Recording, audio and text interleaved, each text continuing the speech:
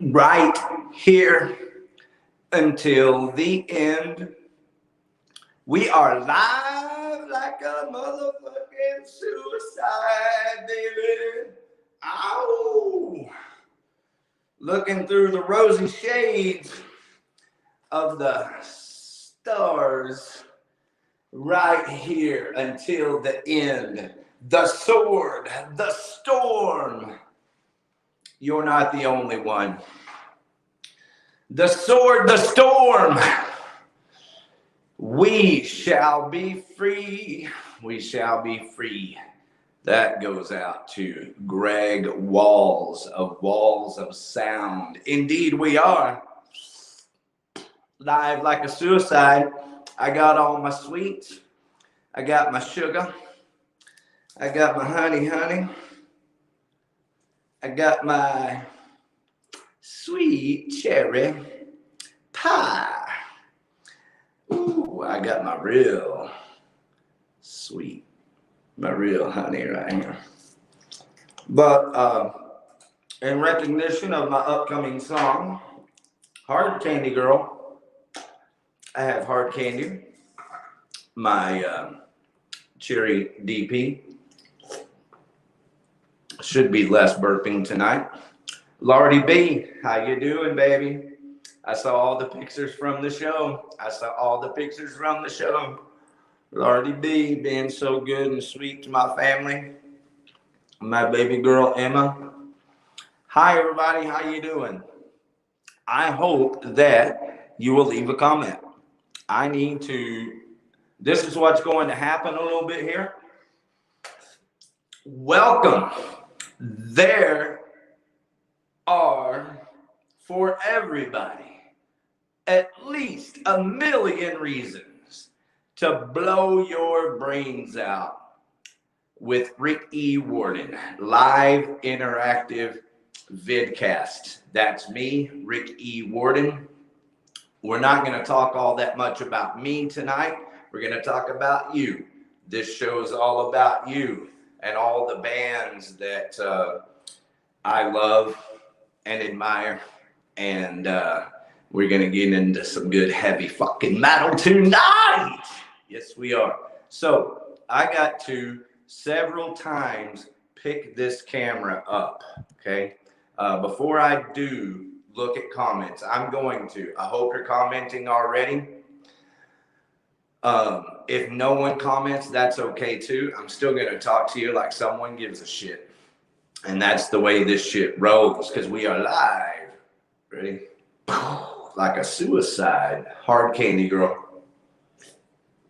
That's my new song coming out featuring Kayla Kent on guitar. If you don't know who she is, she's one of the most baddest ass motherfuckers that you'll ever have the privilege of enjoying. That's for damn sure. So not only did she grace my song, Hard Candy Girl, with a badass lead and a drop and a screaming squeal.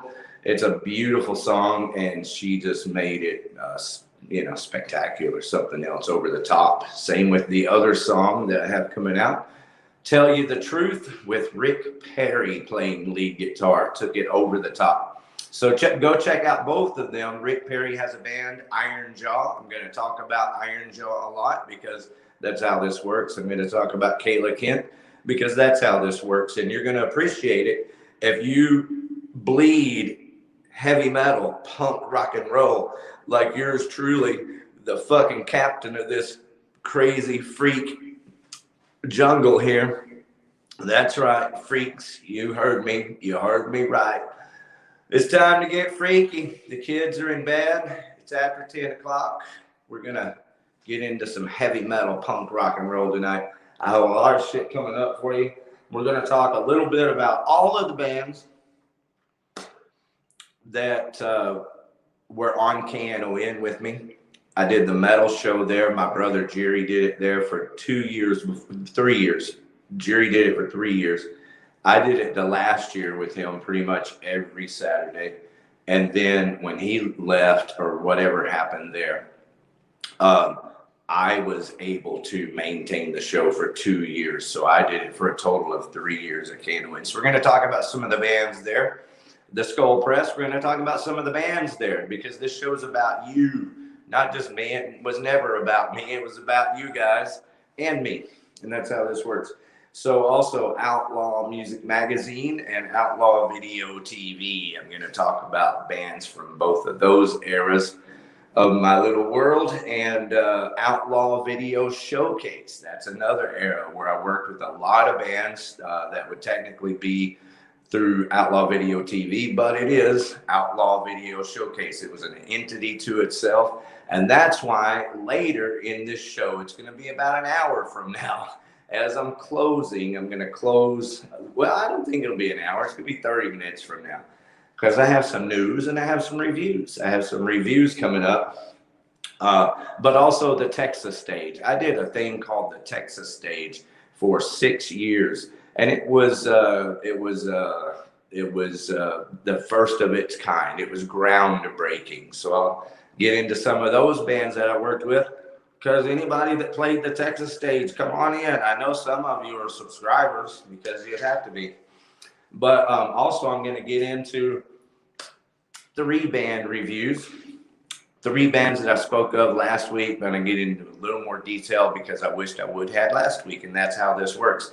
You sit here and you shoot your shit, and then you go listen to it and you go, damn, I should have done it like this. And so that's why I'm doing this now this way, is because it's a learning process for me. So I appreciate you putting up with me as I will improve at this. But also, I believe it's good for you. I believe it's good for every band, period. If I didn't believe that, then I wouldn't be here. That's why I'm here. I'm not here just wasting my time. I'm here having a good time with you and inviting you all to have a good time together with me. I'm going to turn that microphone around, because for any time I do want to have a good time, I do have some microphone here. That's actually a Roland Street amp, if anybody wants to know. The most popular video on my channel here, Outlaw Video TV, is a video at Dime's gravesite before Vinny was there. Bobby Tillotson was there, set up playing through his battery operated Roland Cube amp. And I was there with a band called High Flight Society that a lot of people say, oh, they're fucking emo. And a lot of people in the comments on the video say that's way fucking cool. Dime would have appreciated that. So, that's how this works. There's just always going to be people that disagree with you no matter what. And I'm going to tie a little bit of that into the story at the end of the show that involves Outlaw Video Showcase. So that is the most popular video. I forget how many likes it has, but because of that, obviously I have quite a bit of PANTERA. Some fucking hostile PANTERA fans that are subscribers. I love you guys. I fucking am definitely partying with you. Just tonight it's cherry pie. Cherry pie. Because I already drank once this week, and because of my circumstances, this don't drink every day. All right. So there's going to be 3 band reviews in just a few. That's going to be Bad Marriage, badass motherfuckers, and also Resist and Bite. Gonna tell you about some of their songs, actually. And then finally, my ode in the intro here to Greg Walls of Sound. I'm sincere when I tell you, like you guys in Bad Marriage and you guys in Resist and Bite, when y'all watch this, go check out Greg Walls and Walls of Sound, what he did with Vanilla Fudge Singer. It's just beautiful. It's beautiful rock and roll, man. And it's fucking rock and roll. It's aggressive, but it's rock and roll. Greg Walls, for everybody listening, is the original guitarist for Anthrax. That's who Greg Walls is, the original guitarist for Anthrax. And I don't think he ever recorded on a record, but he claims to have written songs on the first record that maybe he didn't get credit for.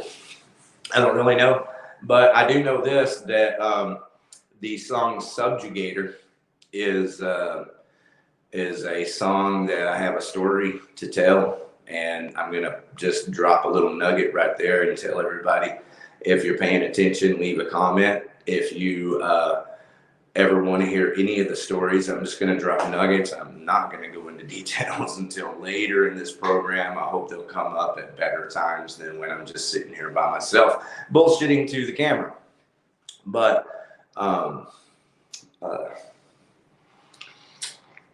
that's it. Subjugator. Somebody sing that. I'll have to post the song along with. I can't do it until after the video is published, so after it's over. But I will post the videos for Walls of Sound to make it easy for everybody, and also Bad Marriage, and also Resist and Bite. So, it's really about you, the bands. That's why this whole thing is happening, is because we all have a need to share music, don't we? I do. Rick Perry and I just recorded, I recorded a song called Tell You the Truth. I wrote this song, years ago, right? I've now got about 20 songs in my repertoire that I can play all the way through. When I say songs, I mean songs. They have intros or whatever. They have choruses, verses, chorus. They have bridges, a lot of them. Bridges. You can see me playing some of them. I added Led Zeppelin bridge to Love Revolution, and that's just beautiful. I'd love to record that. I just love to play it live.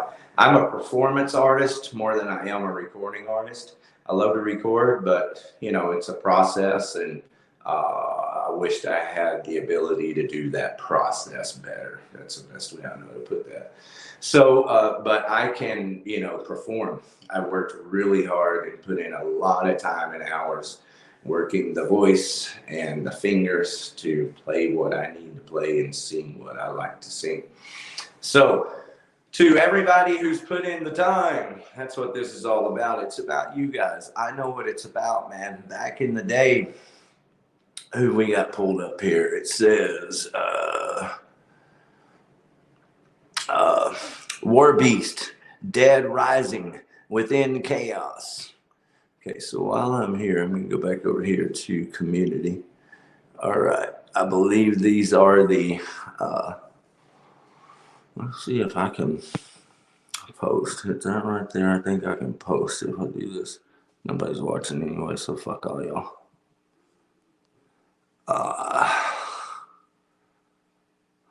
Fucking metal. Help me get this duck off of my screen. Hey, look at there. I can post. I wondered last week after I posted,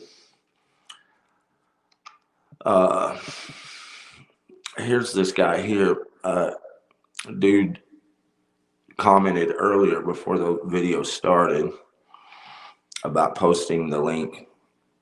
So I did that. You can see that I posted the link right here. And if anybody wants to join me here, please click on that link and give me an opportunity to allow you to join me here live. And that's only if the StreamYard program will allow me. And that's anybody and everybody, especially bands. I think that this is a format that you can promote your songs, you can promote your merchandise, you can promote your shows. If you pay attention, I'll show you people and then show you myself, like Bruce, the Moose on the Loose, the DFW music stop. That dude is priceless. What that dude is so fucking badass. I've told him before that I hope he gets paid good. I hope he gets, you know, like I hope he's paying his bills, but I doubt it. I seriously doubt that he's paying his bills. And Bruce, if you'd like to come on sometime and talk to us about it and tell us how our viewers around the world can follow you and even donate to you and buy your merchandise. See, that's what I'm talking about, is that this isn't about me, it's about you. And the way that it is about me is because it's about you. And it's not just that it makes sense. That makes common sense to me. The more I can support you, the more you can support, your music. The more I can support your music, not your pussy, not your drama, not your bullshit, no music. The more I can support the badass music that you love, the better off we will all be. Okay. And I don't even have to love your music. I can just not hate it, especially if it's local music. But I have the right, I guess, just like you do. I have I get the privilege of being myself always. And so even if I'm wrong and change my mind 2 years later, maybe like I did on Guns N' Roses. I liked Guns N' Roses a lot when they came out. I saw Guns N' Roses and Metallica. I was at the show. So I've seen Guns N' Roses live, but it took me a while. Like, it was way later in life that I grew a real appreciation for Guns N' Roses and Axl Rose. And that also includes Chinese Democracy. I love that record. There's not one song or one note on the Chinese Democracy record that I don't love. I love it. I think it's a great rock and roll record. So there's one of my first shout outs to all you freaks. If you want to have a good time tonight, turn me off and go listen to the Chinese Democracy record. You have to listen to it on a quality sound system, and you actually have to fucking listen to it. And, I don't even think of it that way. I think you get to listen to it. It's an honor and a privilege that they made the music. And you get to listen to it multiple times and freak out every time because it's that good. If you love rock and roll. If you don't, or maybe just Guns N' Roses is just not ever going to be your style, that's okay. But don't hate on me because I love it. And don't hate on others because fuck all that bullshit, don't get me wrong. If you'll be an asshole, be an asshole. That's cool. Hey, be an asshole in the comments. Come on the screen live, be an asshole. I don't care. I can deal with it. But I get to be an asshole too. And that's how this works. But that's only on the asshole side of things, which is, one of the lower denominations of what I'm here to talk about. What I'm talking about primarily, it's because there's a bunch of fucking assholes, right?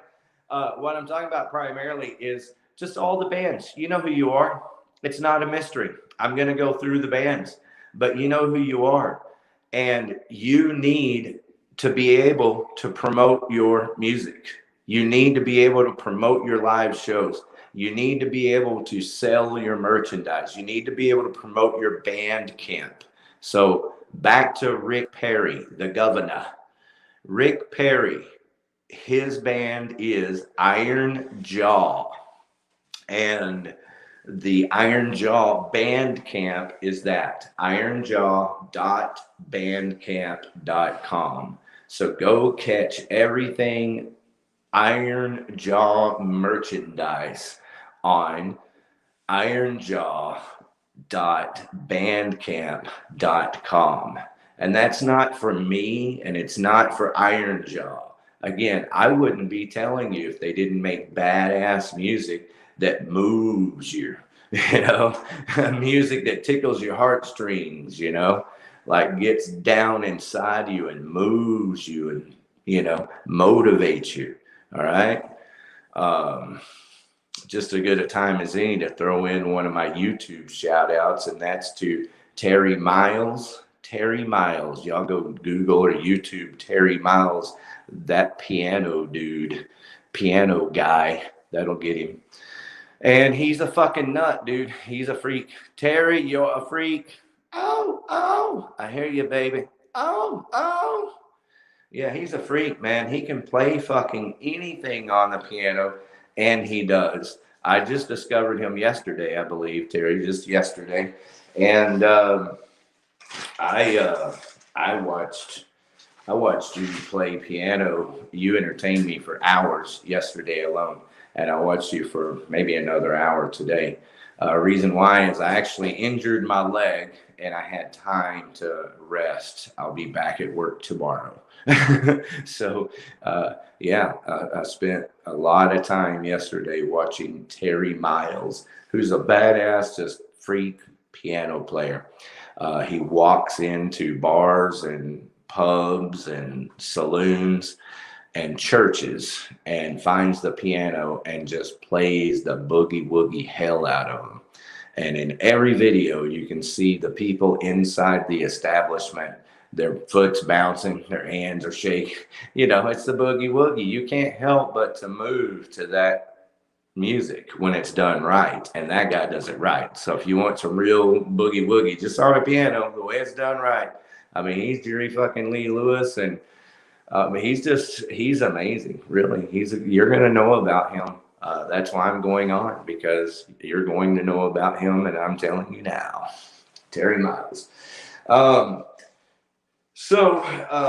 Getting back to my original focus, which is you sharing your fucking music and having a place to share your music, and not just bands who need a place to share their music, because it's not going to be any fun if all the channel is a QVC for local bands shopping their shit. That's not what I'm talking about.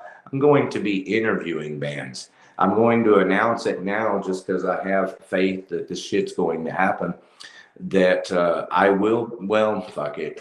I've told myself I'm not making any announcements until I have my computer set up. I have the StreamYard paid for, and I was hoping I would have the computer set up tonight. I actually think that I have a computer, but my friend that has the computer had a family emergency this weekend, and respect and all my love and best wishes to him and his family. If he wants to hop on here, he can tell you. If he wants to just hop on and say hi, that's even better, or just as good. So I'm on live comments. I'm not seeing anybody. So hopefully people are watching and you guys are just being pussies about commenting. But at least please leave a comment to let me know that you're watching if you are. And it's not just me, anytime ever. I don't care where you're at. If you click on someone's pictures on Facebook and you look at those pictures, fucking take the time to like it. Damn, what the fuck, people? If you look at the pictures and you like them, so you've hit the like button, which makes sense. That's really a cool, nice thing to do, and a great way to communicate to the people that you're looking at their pictures that, hey, I'm thinking about you. It doesn't take you any time. It's a beautiful thing to do. Just after you hit the like button, since you like the picture, just leave a sweet little comment that says, oh, I love your pictures. Nice picture, any fucking thing. But communicate, people. That's the power here. The power that we have is communication. The power that we have here is communication. The power that we have here is communication. The power that we have here is communication. It's communications, man. That's what we're doing. We're communicating. So it's not just me, it's you. That's what I'm saying. I am a salesman. So that means that I have vision. I see things that other people don't see. It's really just opportunity. Kind of the way that I think of it is after listening to all the tapes, been in sales all my fucking life, right? The way I think of it is that life is like being out on the ocean, and you always want to be on the biggest wave, having the best time, right? Is that what you want to do? I'm not even a surfer, but in my mind, that's how I live. You can think of it as mountaintop and valley experiences if you want, whatever it is. For me, it works to think of it because I'm putting this in the perspective, to me, in the perspective of opportunity. And this is how I psych myself out. So I'm just sharing that with you. And it's that opportunity is like a big fucking wave that you're surfing and hanging 10 and having the time of your life. And I've done that many times. That's my entire life. I've been riding wave after wave after wave after wave of opportunity. And the reason why is because I've always known two things, is that every wave is going to come to an end. You don't get to ride them forever. It's not you. It's just the wave. It's just the opportunity. Nothing lasts forever, does it? Anyway, you know what I'm saying? So as you're on top of that wave, cresting, and you're enjoying life to the fullest, you know, you always got to be having one eye towards the future of, well, okay, this wave is going to be going down. Where is the next opportunity? Where is the next big wave? And so, hello, everybody, and welcome to the next big wave, the next opportunity. See, it's called vision and seizing an opportunity. And that's what we have here for all of us, is an opportunity to really kick some ass and in an entertaining way, sell our songs, sell our merchandise. And I say that because I fucking proudly have joined the ranks of being a recording artist. Years ago, actually, I recorded a song a long time ago with Romeo Rondo, engineer, producer extraordinaire at Patrick McGuire Studios forever. Genuine badass. We recorded a song together called Religious Suicide, and there's many badass stories connected to that song that I'll be happy to share anytime in the future. But my true recording artist is with my band, Mr. Freak and the Freak Show Band. So I told you I got the honey. Told you I got the honey. Ooh, ooh, ooh. That's my baby right there. Say hi to Priscilla. There she is. She says, fuck you. Fuck you to the camera. There it is. Fuck you to the camera. Mad fucking ridiculous insane. The name of the band is Mr. Freak and the Freak Show Band.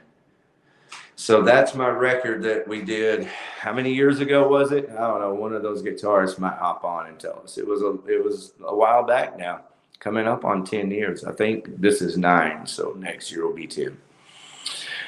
But now I have 2 more songs. One is called Hard Candy Girl. One is called Tell You the Truth. They're both badass, legitimate songs, and I'm going to market and promote them. And I hope to be able to make enough money to be able to afford to record more songs, because I do have songs ready to go, like ready to go. I just have to be able to afford. As a matter of fact, kind of give you an update on what ready to go means, as I do have at least one song for sure tracked to metronome that the badass drummer Grego Drums Kramer is recording the drum tracks for. I have bits and pieces of a couple other songs, but I don't really have a fourth song or in this case, a second song for Greg to record yet. So that's what I do. I got to get up there and record. I think I'm going to do raw rock. If anybody has a request, and especially if anybody has a request and wants to help out, one of the things that I definitely expect to do in the future is find sponsors, not only to record my music, but to also help record other people's music and help do other things for you bands. All of this that I've ever done has always been for free. Like I'm not interested in making money off of this. What's up, baby? All right. I believe this is the fella that contacted me earlier today about posting a link.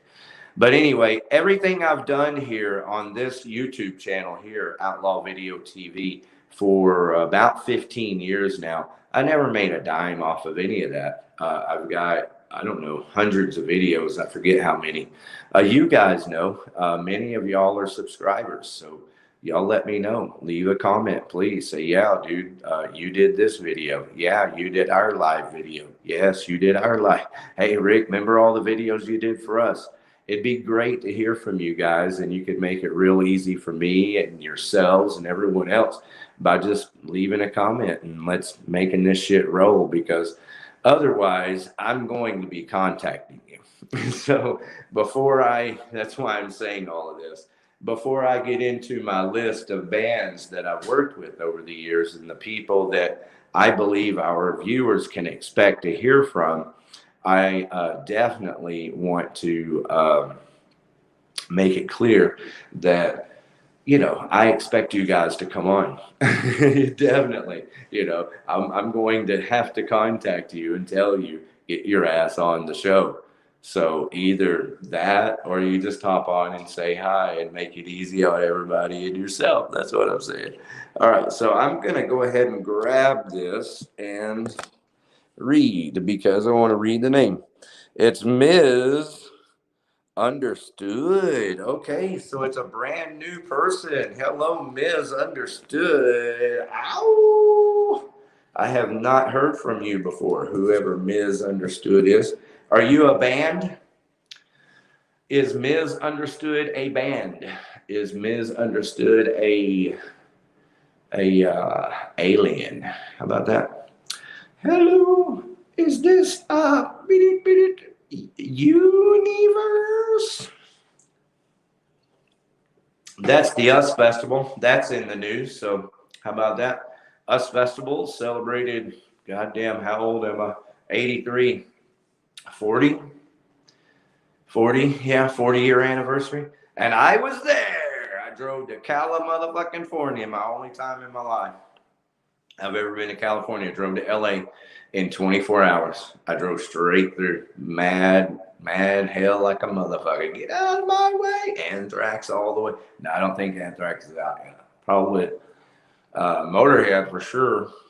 Might have somebody check me on that Anthrax 83. But definitely Motorhead, Ozzy, Randy Rhoads, Pantera, but Motley Crue all the way. That's why we drove out there, at least me and a couple of people that I went with, primarily was to see Motley Crue. This was before Shout at the Devil was released, and we were totally into, not only we, but Pantera. One of the cool fucking things about Pantera that I hate people saying glam, unless you're saying, oh, glam like Motley Crue glam, because Pantera learned the entire Too Fast for Love record as soon as it came out. I watched them rehearsing it. I watched them perform it. And if you watch them perform Too Fast for Love in its entirety, you're a lucky motherfucker, because they ripped it to shreds. So if that's your idea of glam, then yeah, I guess Pantera was glam possibly back in the day. All right, so we got an answer from Ms. Understood, and it is, it's Naomi. How are you, beautiful? Naomi has a forest in Arkansas with hot springs. Right, dear? Not only that, she's one of the coolest motorcycle riding, rock and rolling badasses any of us have ever had the fortunate to get to know, right? I believe that's easy for me to speak for all of your friends. So thank you. Okay, I see you're commenting again. So, hey, this is how it's going to work. Everybody, hang tight. Everybody that comments, I have to read it. And that's why I don't give a fuck. I'm just learning, and having a good time doing this shit anyway. But, I'm going to have a computer and have 2 monitors to where I can read this shit easy, and it'll make it real easy. In the meantime, you can look at my shades as I read. I need to band. I have plenty of lyrics too. I need to be a band. You need to be a one-man band like everyone else, girlfriend. That's what you need to be, is a one-man band like your granddaddy. Naomi's granddaddy, for anybody who doesn't know or anybody's paying attention, there's a flea market called Trader's Village in Grand Prairie, Texas. World famous flea market.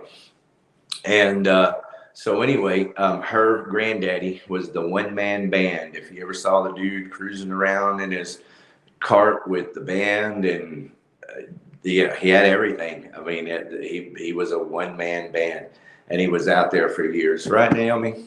You can leave a comment if you feel like it and tell everybody.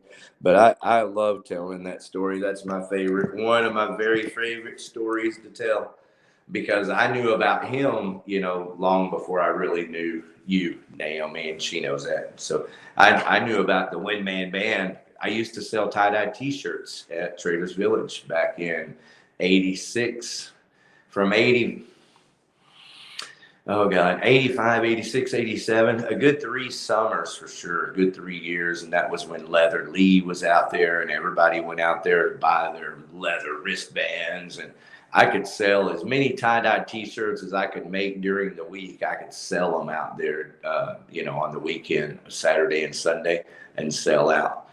So the only thing I couldn't sell out of was my custom shit. I've always made custom t-shirts that are more like this thing. Where is it? There. It's more like that. And, you know, the tie-dyes would sell because I sold them for $5 back then, and I made money. But my customs, you know, even back then I had to sell for $20 and $30, and nobody wants to pay 20 or 30. The same custom shirts today I have to sell for at least like 50 and 60 and shit, right?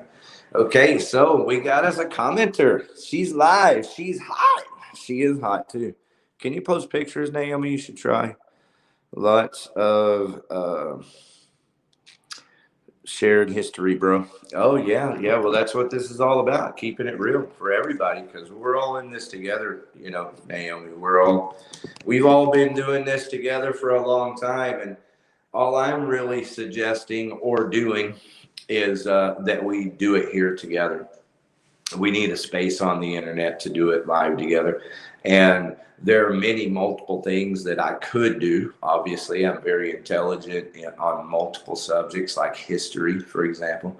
But I do have a house painting business, and that's my next. If I do a second show, once I have my computer and everything, my obvious move is I'm going to start a live, interactive home service, house painting, home service consultation.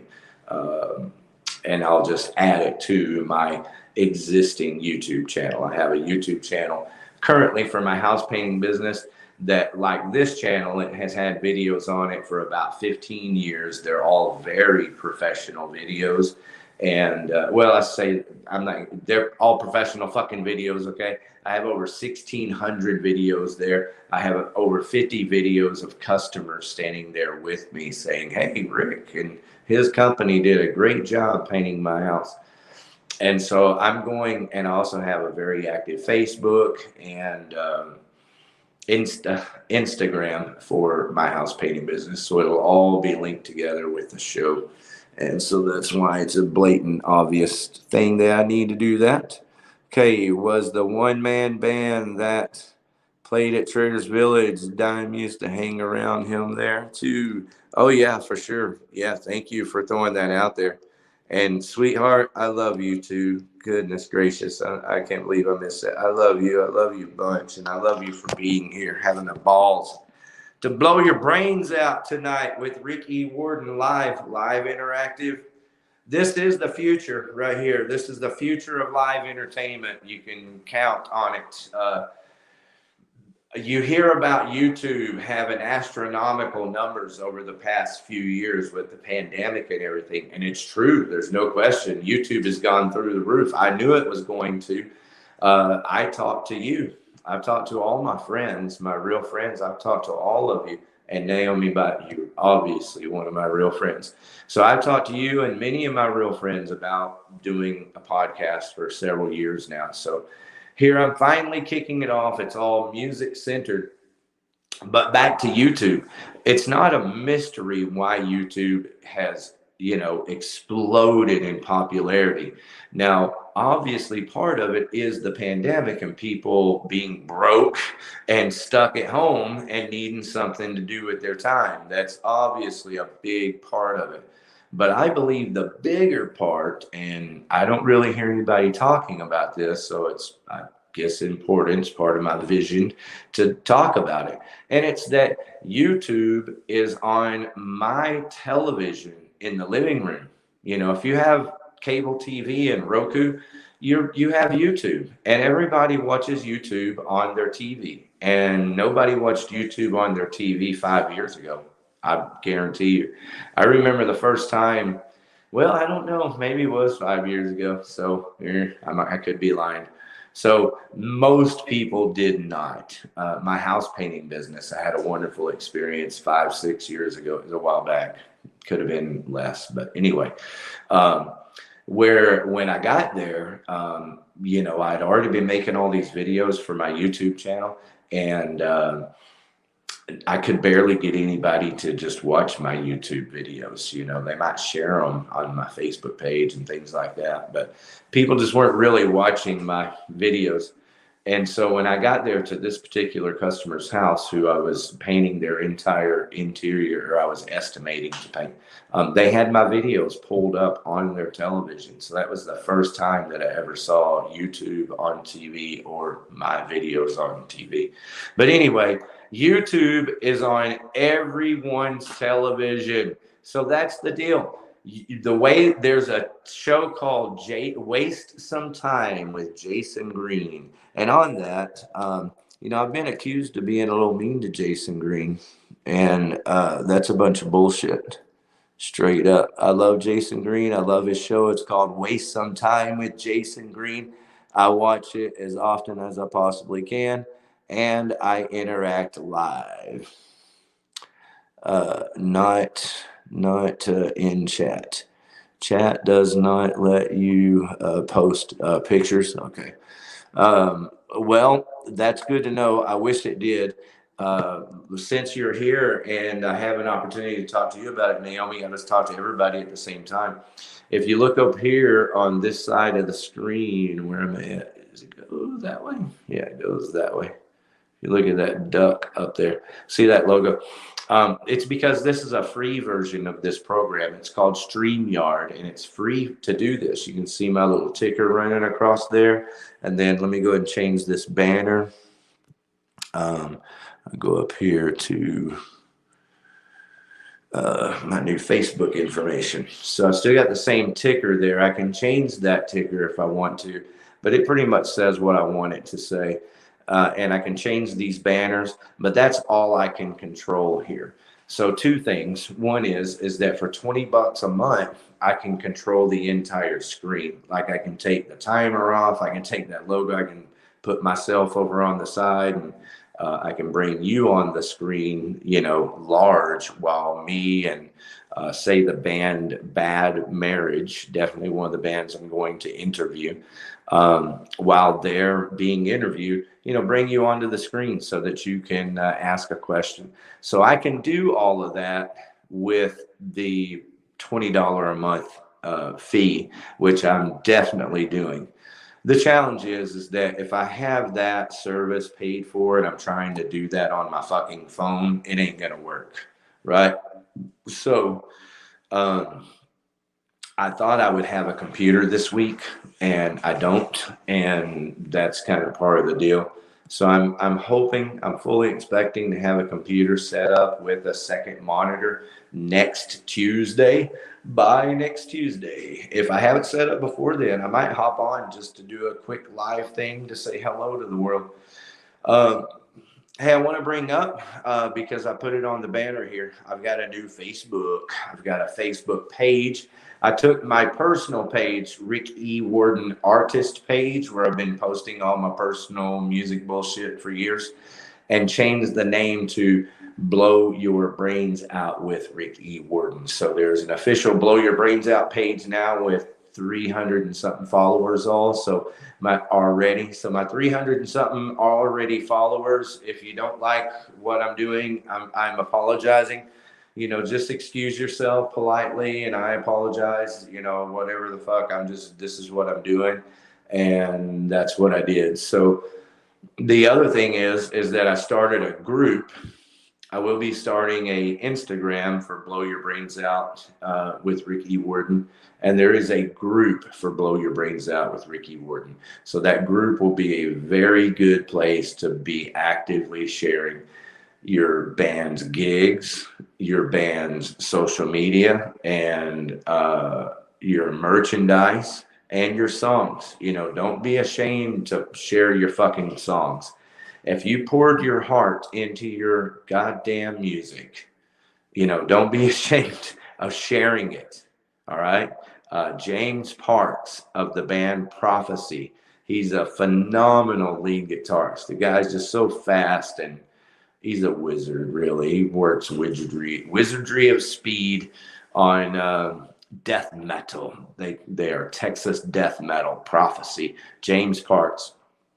And, you know, the guy shares his music, shares his information, takes the time to comment on other people's posts when he can, and is just fucking active and shares his music, and there's no shame, man. You know what that's called? That's called balls.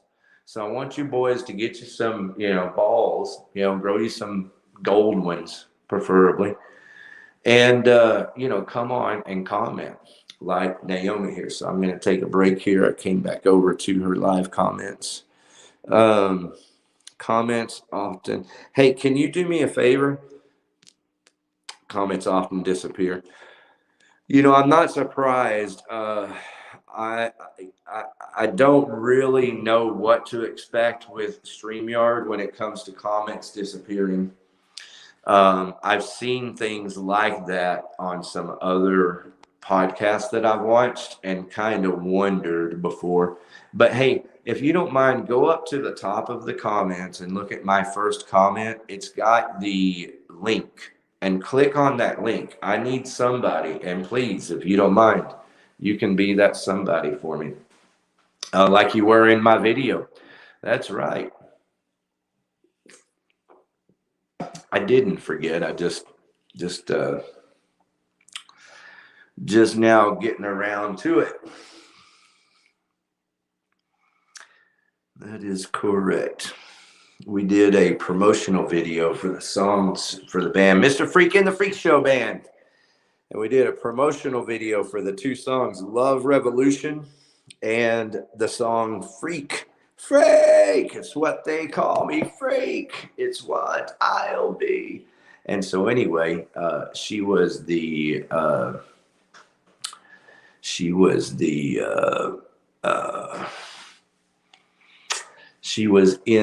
featured in the video. So you just have to go watch that.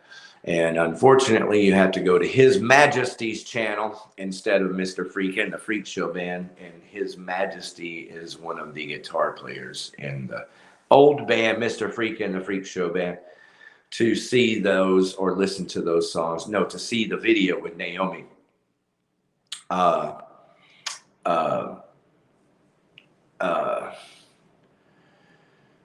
Yeah, so you'll just have to, if you just type in Mr. Freak Band, Mr. Freak Show Band, and the song title, Freak, and Love Revolution, it should come up. It's a promotional video, and so it's got the two songs combined, but it was an edited video by this kid that did a badass job. Unfortunately, we had a falling out, and I hate that kind of shit when it happens.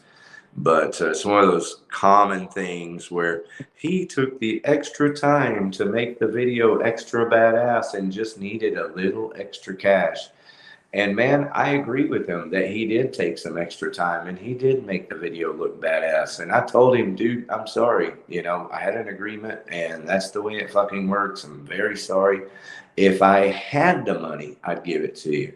And I think it was, his comment was something like, well, you had the money because you dabbed that or this, or fuck you. I hate people like that. So I was out. I was ready to wring his neck, and I had to leave that environment to keep from going to jail.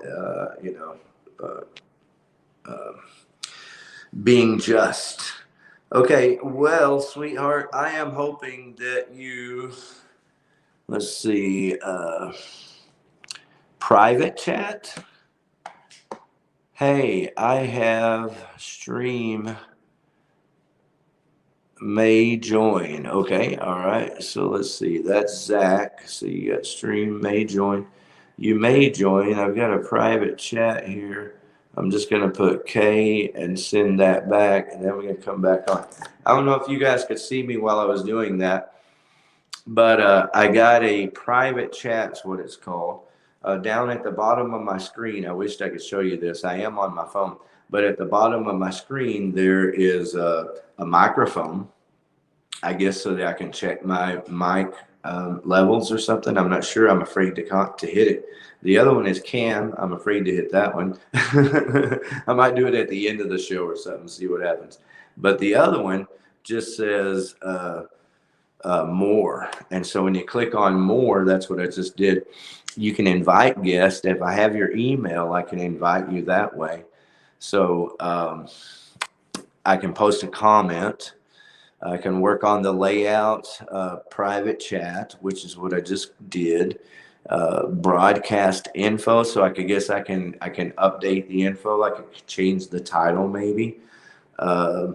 Settings and cancel. So I don't really know what any of that is other than posting a comment here. That's how I do it. And then the private chat. Okay. Thank you, Naomi. Hey, I really am having a damn good time reading your comments, sweetheart. So it ain't a thing. Okay. It's been said. Headbook, is that Facebook, is going to flip its and control censored.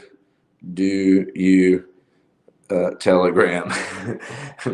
Well, as soon as everybody has Elon Musk's computer wired into their brains, Facebook, Oculus technology is just going to be a wonderful new world for everyone. I don't know that anyone will ever see the world again after that. So, cheers. Yeah, has anybody had the new Oculus technology? I'm just going to play right along with Naomi here. And first, I should throw out social dilemma. There it is, The Social Dilemma. That fucking documentary is badass. It's on Netflix. If you have not seen it, you should go watch it now. It's called The Social Dilemma. Don't let it, make you shit your britches and jump to an extreme. But it's information you should definitely be aware of, no matter how scary it is. You need to know what the fuck's going on. And that's at The Social Dilemma. So, having said that, I don't know what I was going to say. Stingray 2 technology is old technology. You know what that is? Stingray 2 technology is where they, the way it's phrased in any information you're going to find, is when it's a tool that the police use when there is a crime committed, say a murder has been committed. Like, for example, here in Midlothian, 5 years ago, is it Missy Beavers? Missy Beavers was killed in a church in Midlothian, and the person that killed her, by what they have on video, was a very creepy, fully tactical, covered person. So that's why they've never been able to identify the person. They say the person walked with a limp and things like this. I'm not sure that the person did. I think the person maybe did all that on purpose to throw them off. Either way, it looks a little more like a Mexican to me. So anyway, that's Missy Beavers. And why did I bring that up? Is some kind of bullshit.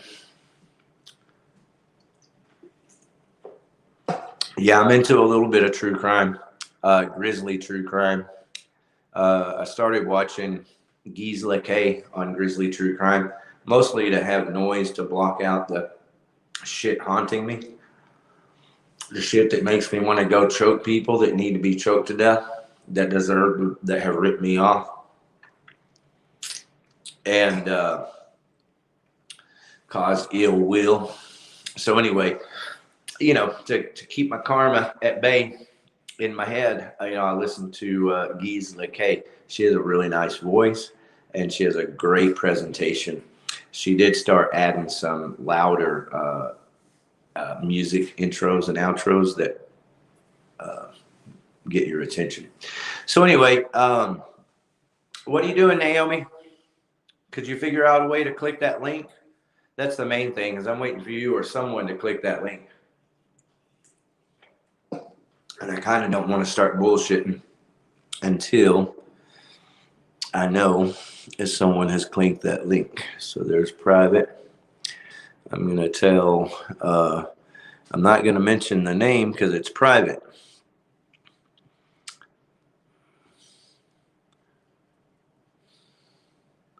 Okay. I thought I'd sent this. I was just sent K, but I did not hit send. You have to,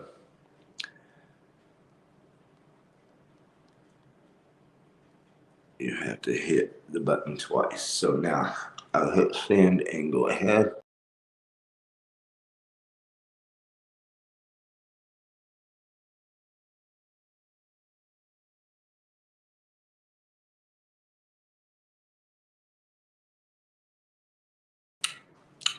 Well, that's crazy as fuck.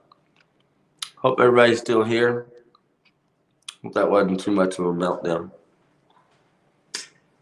Okay, so anyway, I'm just going to go ahead and get into my shit here. Where's Larry Dennison, by the way? I do have a banner, especially for Larry. Okay, stream your link. Oh, that was from earlier. Sorry. This is why I was mentioning Larry. I've got Larry queued up to fill in when I need a break. And so this is him here. There you go. D Magic Dragon, Texas, okay, Nug Smasher. For a real break. So that's my buddy Larry Dennison. He's up in Oklahoma and he's supposed to join us. I believe in you, man. I believe in you. I know he can do it. But he can smoke weed legally in Oklahoma. So he can just smoke weed instead of me when I'm taking a break. That way everybody can know it's weed break time. All right, so back to all of the bands that I've worked with. On KNON, Turner Van Blarken, not only on KNON, but he drew the cover for the Skull Press issue #2. So that badass skeleton-looking creature, that's Turner's art. And he was a big part of the metal show on KNON. Not a small part, a big part, one of the biggest, one of the most involved. If anybody knows Turner Van Blarken, then you already know his personality, that he was the most involved in the shit that he does. So his band, Sedition, is just one of the best, almost unknown DFW metal bands, Sedition. And then before that, Talon. And, you know, Turner, I'd just love to have you on, man, to talk stories about KNON and the Skull Press. And then all of your other stuff, everything from pumping Ethel on up to what you're doing today, so that we all know what's up, brother. All right, Scum TV. Cheers, Scums. Man, that's Scum of the Earth Scums, because that's beautiful. Freaks and Scums. Cheers, mate.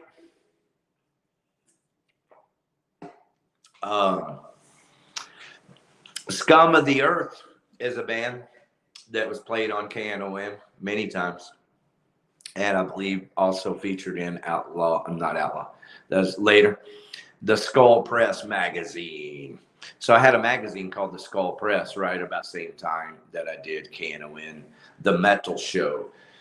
I did it for 3 years solid. My brother did it for 3 years. He did it for 2 years, and then I did it together with him his 3rd year. After that, I was able to keep the show going after they did whatever they did to him.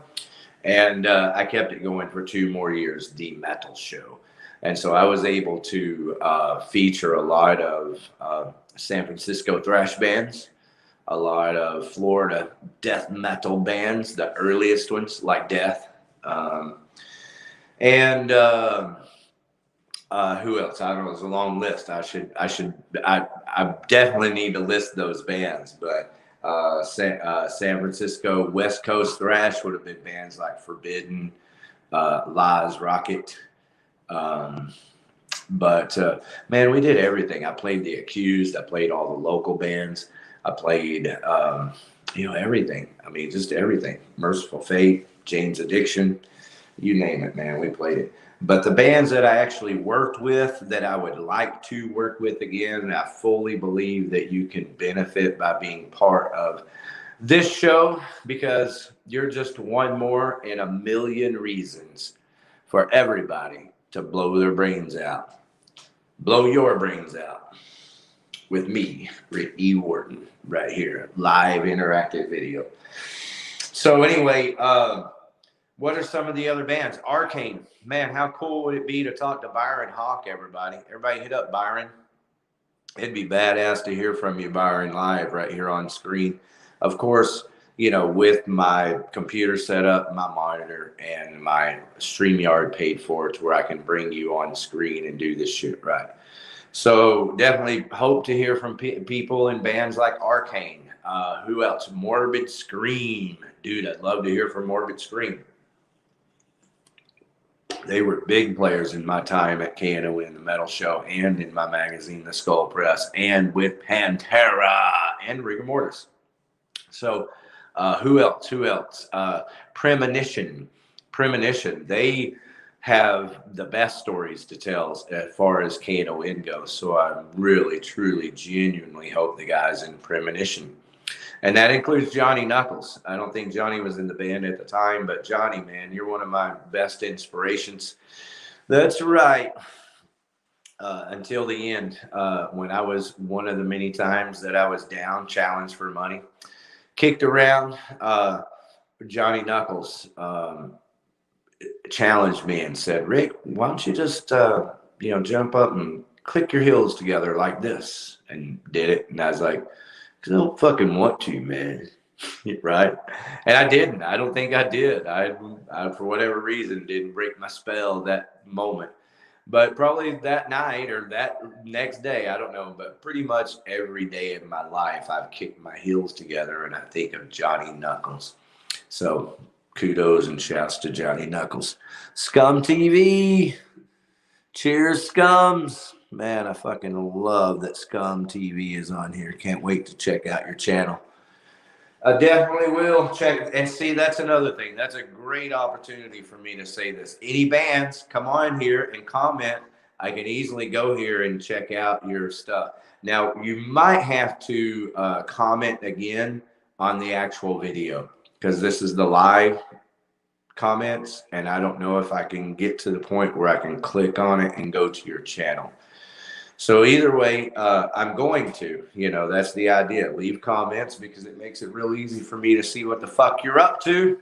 And then as this community grows, and that's what it is. It's a community. It's a heavy metal, punk, rock and roll community. And that just means good fucking music, If you have good music that you love and you want to share, this is the place to do it. And it's free. Nobody's going to run you off. Nobody's going to treat you like you're spamming, Just going to go, fucking, hey, dude, thanks for sharing the music. And, I'll listen to it. And that's what we'll do, is we'll listen to it live here on the show, and other people can comment. We'll bring you on. Like I can have you on the screen interviewing you. You can be at your house. So I'll just skip forward to some bands I would like to interview. All right, I'm going to come back and talk about some more bands, but some of the bands I'd like to interview would be Ironjaw.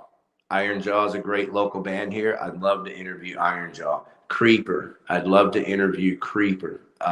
Siege Hammer, love to interview you guys. Raid, I'd love to interview Raid, R-A-I-D, local metal bands. Got us another? All right, thank you very much. Toxic 72, me, do it. Yeah, man. Oh, for sure. That's what it's about, man. I'm going to sit here for a couple of hours. We're going to talk music, and I'm going to interview bands.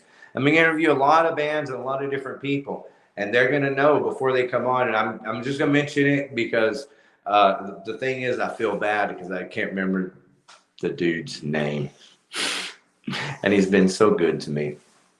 The guitarist for Bad Marriage. The band Bad Marriage is fucking badass, dudes. I'm straight up. That band is set to go on tour with like the Rolling Stones or even Ozzy. It doesn't matter. Any big band that they could have that breakout tour with, Bad Marriage, the world has changed. They are a fucking phenomenal rock and roll band. And it's just a matter of time, one way or the other. And if they don't blow up and if they don't change the world with their badass rock and roll music, then it'll be a testament to how fucked up the music industry really is right now. But we're definitely going to have Bad Marriage on. So let's say I'm interviewing Bad Marriage or I'm interviewing Creeper. There you go. Jimmy Fritz. Hope you're watching, baby. Jimmy Fritz of Creeper. And as I am, I can pull anyone up if you're asking questions like you are right now. I want to help you. Thank you. I need the help. Talk 672. I fucking need the help, man. I'll get right into it in a minute. But let's say I'm interviewing a band. Then I can pull you right onto the screen and we can all interact. And I'm just going to sit here for a couple of hours and we're just going to share good fucking music. And that's all. We're not going to sit here and act like it's a problem to do it. Oh my God, someone's sharing their music on my channel. Well, you know why? Because I don't give a fuck. I'm not, this channel it qualifies for AdSense, okay? When people say, when they talk about, when you're watching other YouTube channels and people are talking about having their videos,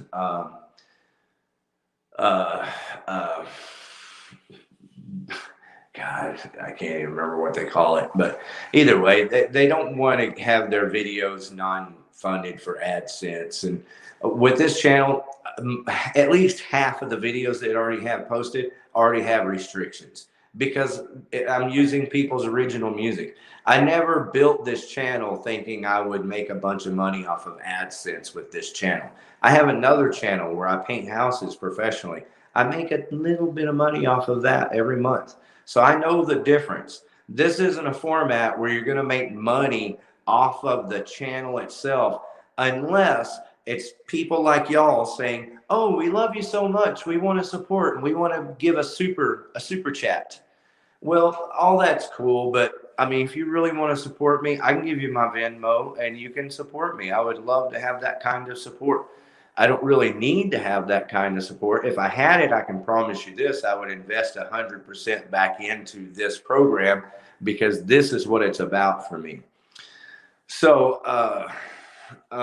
the idea of the program, though, is that we're all here together sharing our music because we all need a place to share our music. And that includes me, you know. And I would like to be creative about it. I want to be sitting here having a fucking infomercial of bands trying to sell their music. Fuck that, man. We're the best entertainers in the fucking world, man. We're the best entertainers that ever walked this godforsaken earth. So all we got to do is put our shit out there and do what we do.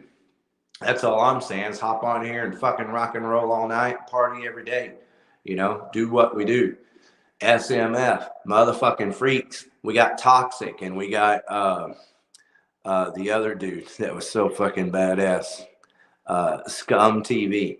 I'm not kidding, man. Scum of the Earth was a band that was played on the metal show and in my magazine. I just fucking love that. So, welcome Toxic 72 and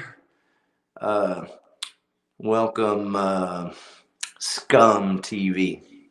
I'm going to invite everybody to go over to both of their channels, you know, and see what they're about. See for yourself. If you like it, take the time to tell them you like it. That's all, man. It's just that simple. It doesn't matter where you're at on this social interweb. You know, look, we're not asking you to put fucking computers in your brain. We're not asking you to walk into the Oculus technology and, you know, look up your asshole. All right, because that's what you can do with Oculus technology. I was hoping with this new technology, this 3D technology, that people would finally be able to see the big red, white, and blue up their own asses and fucking, you know, start having some kind of means of withdrawing it carefully, because too many people have been taking it up the ass for too long, and it shows. All right. How about that, Naomi? That one was for you, Ms. Understood. And so that's part of what this is, man. Part of pulling that big red, white, and blue cock out of our asses is taking the power back, okay? And that's what, how can I not be taking the power back and you taking the power back with me when I'm not selling you anything? I'm not asking you to give me your fucking money. You know, I'm not asking you to super chat. I don't care who you are. If you've got something cool to contribute, I'm the grand wizard. I'm the fucking ringmaster, man. I can spin it all together where we will all have a damn good time together doing all of this shit. And in the process, two things. Bands can sell their fucking songs in a creative, entertaining manner. Bands can sell their merchandise. Bands can build their fan base. Bands can brand themselves. Bands can promote their shows. It's not a mystery. We just got to do it. And so ride the lightning, motherfuckers. That's what I'm saying. Let's ride the goddamn lightning and let's sell our fucking music and have a damn good time doing it. And if you play music, especially, in other words, if you're performing live, like Iron Jaw, for example. Not only has Iron Jaw got badass new music and they have more new music I'm excited to share with you. So I know that we'll have them on soon. But they're actually performing. They just performed at MediaTek on Sunday, and it was a badass show, and a lot of people were there in support.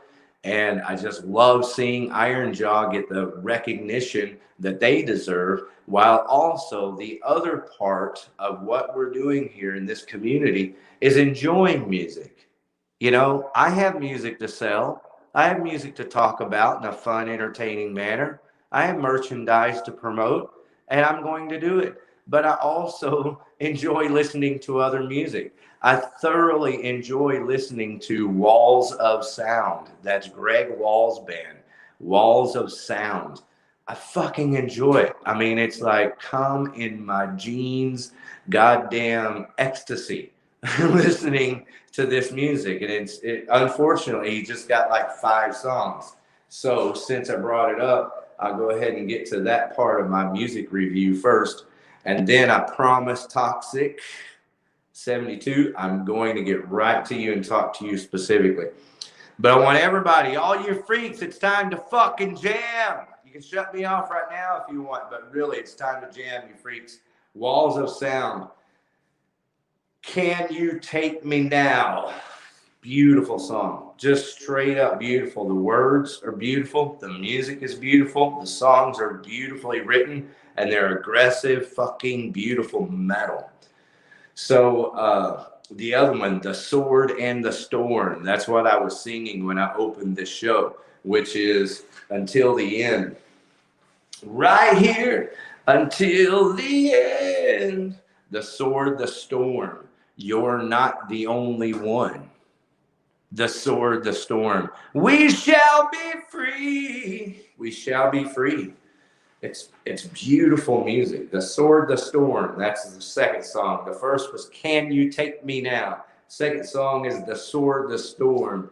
The next is What I Want, another just beautiful, aggressive rocker. And then there is We Are Survivors. Okay, We Are Survivors is just a classic. Not that the others aren't. It's so hard to say one's better than the other. They're all that good. But I think for sure anybody who listens to We Are Survivors first will go, okay. All right, so if you're going to start somewhere, start Walls of Sound with the song Survivors. And that's everybody. Every one of you freaks, go enjoy this fucking music, okay? And then come back on here next week and talk to me about it. And the other song is called Preacher Man. Yes, they have a Preacher Man song. So that's Walls of Sound, and that's Greg Walls. And Greg, please, man, come on. Have a good time with us. Help build this community. Be a part of this community, because your sickness is fucking welcome here, bro. You're a freak like me. I already know that. Okay, so I got a BU. I got a When You Get Telegram, Got Telegram, ditto. I don't know Telegram, ditto. I know I don't have Elon Musk computer wired to my brain yet. That's apparently the next, thing we're all getting in line for, or everybody but me. I've got an iPhone 13. I'm planning on the reason I have an iPhone, the reason I got an iPhone in the first place was for the audio microphone. If anybody's wondering why an iPhone over the other kind, it's because the iPhone audio rules. There is not even any comparison. iPhone audio rules. Okay, so I Want to Help You. That's the one that got me. Real, uncensored. Music supports. I do VR. What is VR, man? Can you fill me in on what VR is? And Missed You, Bro. Wait on Me. I Missed You, Bro. Okay, so I don't know Toxic 72 exactly what that means. Wait on me. I missed you, bro. But I'm going to be here for at least another 30 minutes just shooting the shit here, because I have a couple of things to talk about that are very important.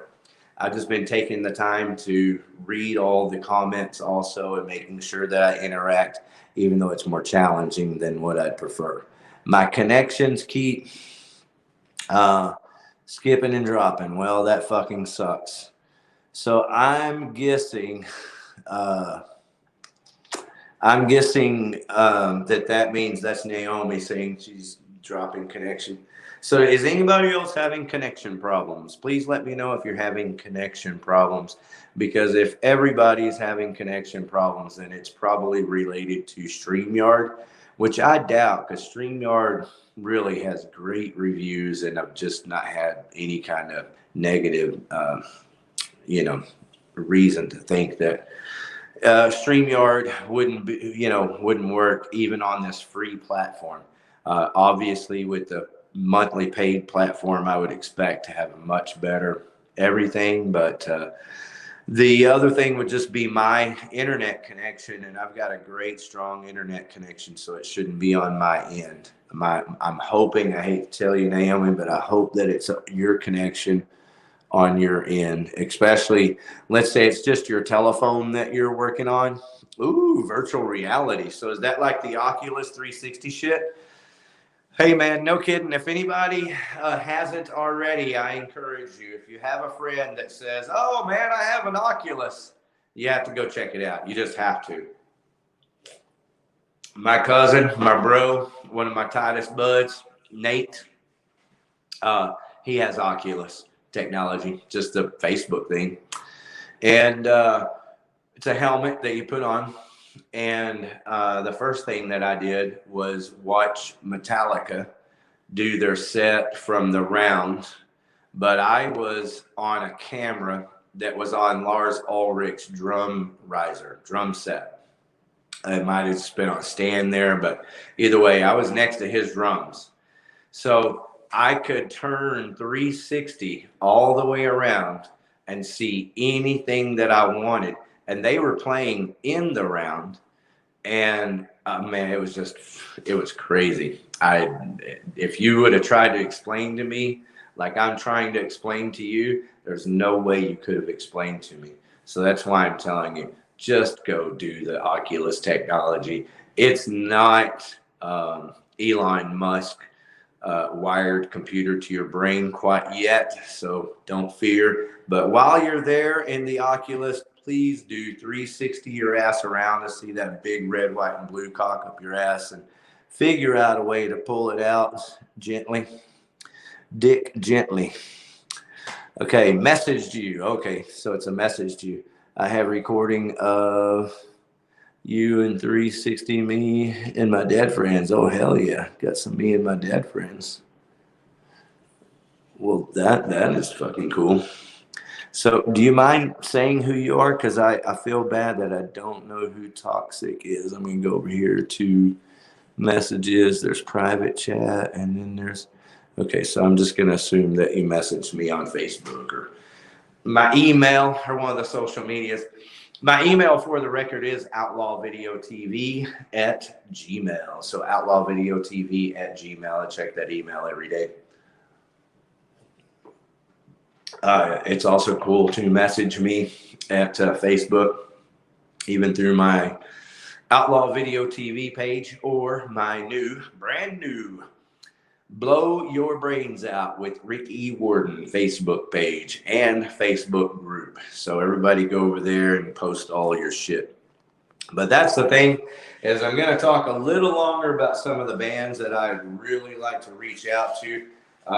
I know everybody should know who they are, but you know, I'm just got to go down the list so that everybody knows I'm coming after you. Expect me. It'd be best if you just go ahead and hop on and have a good time and join the community now. Not for me, but for you and for the community, because this is going to be a badass process and entertaining means for you to market your band, to brand your band, to sell your music and sell your merchandise, just like I'm doing.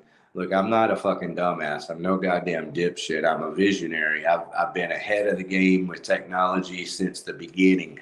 All right. So I can bore you with stories about it. If you want to ask me, I'd be happy to tell you all that shit. But it's easier for me just to simply tell you I'm a visionary. This community will help you brand your band. It will help you market your band, your band's music, your band's merchandise, your band's live performances. And then almost more important than all that, if you don't got this vision yet, me knock it into you, your social media. Okay, that's what we're doing, is I'm here enhancing the value of all of your social medias. You will be here advancing the value of all of your social medias. All right. Iron Jaw played at MediaTek. How many people were there? 100 people? I don't know. It was 100 badasses. That's for sure. Every fucking person that was there was a badass. So, but it wasn't that many people. Okay. Now, the videos that were made, the pictures that were taken and shared on the social medias, thousands and thousands of people watched those videos and checked out those pictures and commented. Okay. So the name of the game today, to sell your songs or your merchandise, or even to get people out to your show and build your fan base, whether you like it or not, the name of the game is social media enhancement. That's what I specialize in. Okay. I'm going to help you as you help the community. I'm going to help you enhance your existing social medias, give you a motivation to do your social medias and a place to share them and have them enhanced in the first place. Because straight up, I will fucking listen to your music. I will listen. Not only will I listen to your music, I'll let you know. I'll give you a review. I'll write it down and share it on my Facebook social medias, and I'll talk about it here live in this format. Not only will I talk about your music here, but I'll have you on. You can be on the screen here. So if it's Creeper, for example, I feel like that's a good generic band in the sense that they I haven't talked to the guys in years. Tex Duncan.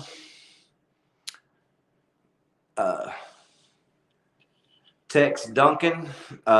He was in a band called Southern Assault. And there we go. That's what I was looking for. And one of the coolest videos that I made for Outlaw Video Showcase was a video with Tex Duncan and his band Southern Assault. So y'all should go watch that on this YouTube channel now, or definitely watch it, after this show. It's Southern Assault at Diamond Gems. It's one of the Outlaw Video Showcases, and it's one of the promotional videos for Outlaw Video Showcase. All right, beware, everybody. Enjoy my shades. Blow brains out. That's right, bro. There's a million reasons for everybody to blow your brains out with Rick E. Warden. Well, your daughter, when I went out. Okay, that is fucking cool. I have recording of you. So, man, like, you're making me guess. And so if I were to guess off the top of my head, I would have to say it's either Jimmy Moody or it's Rick Kajaka. It had to be one of y'all. Otherwise,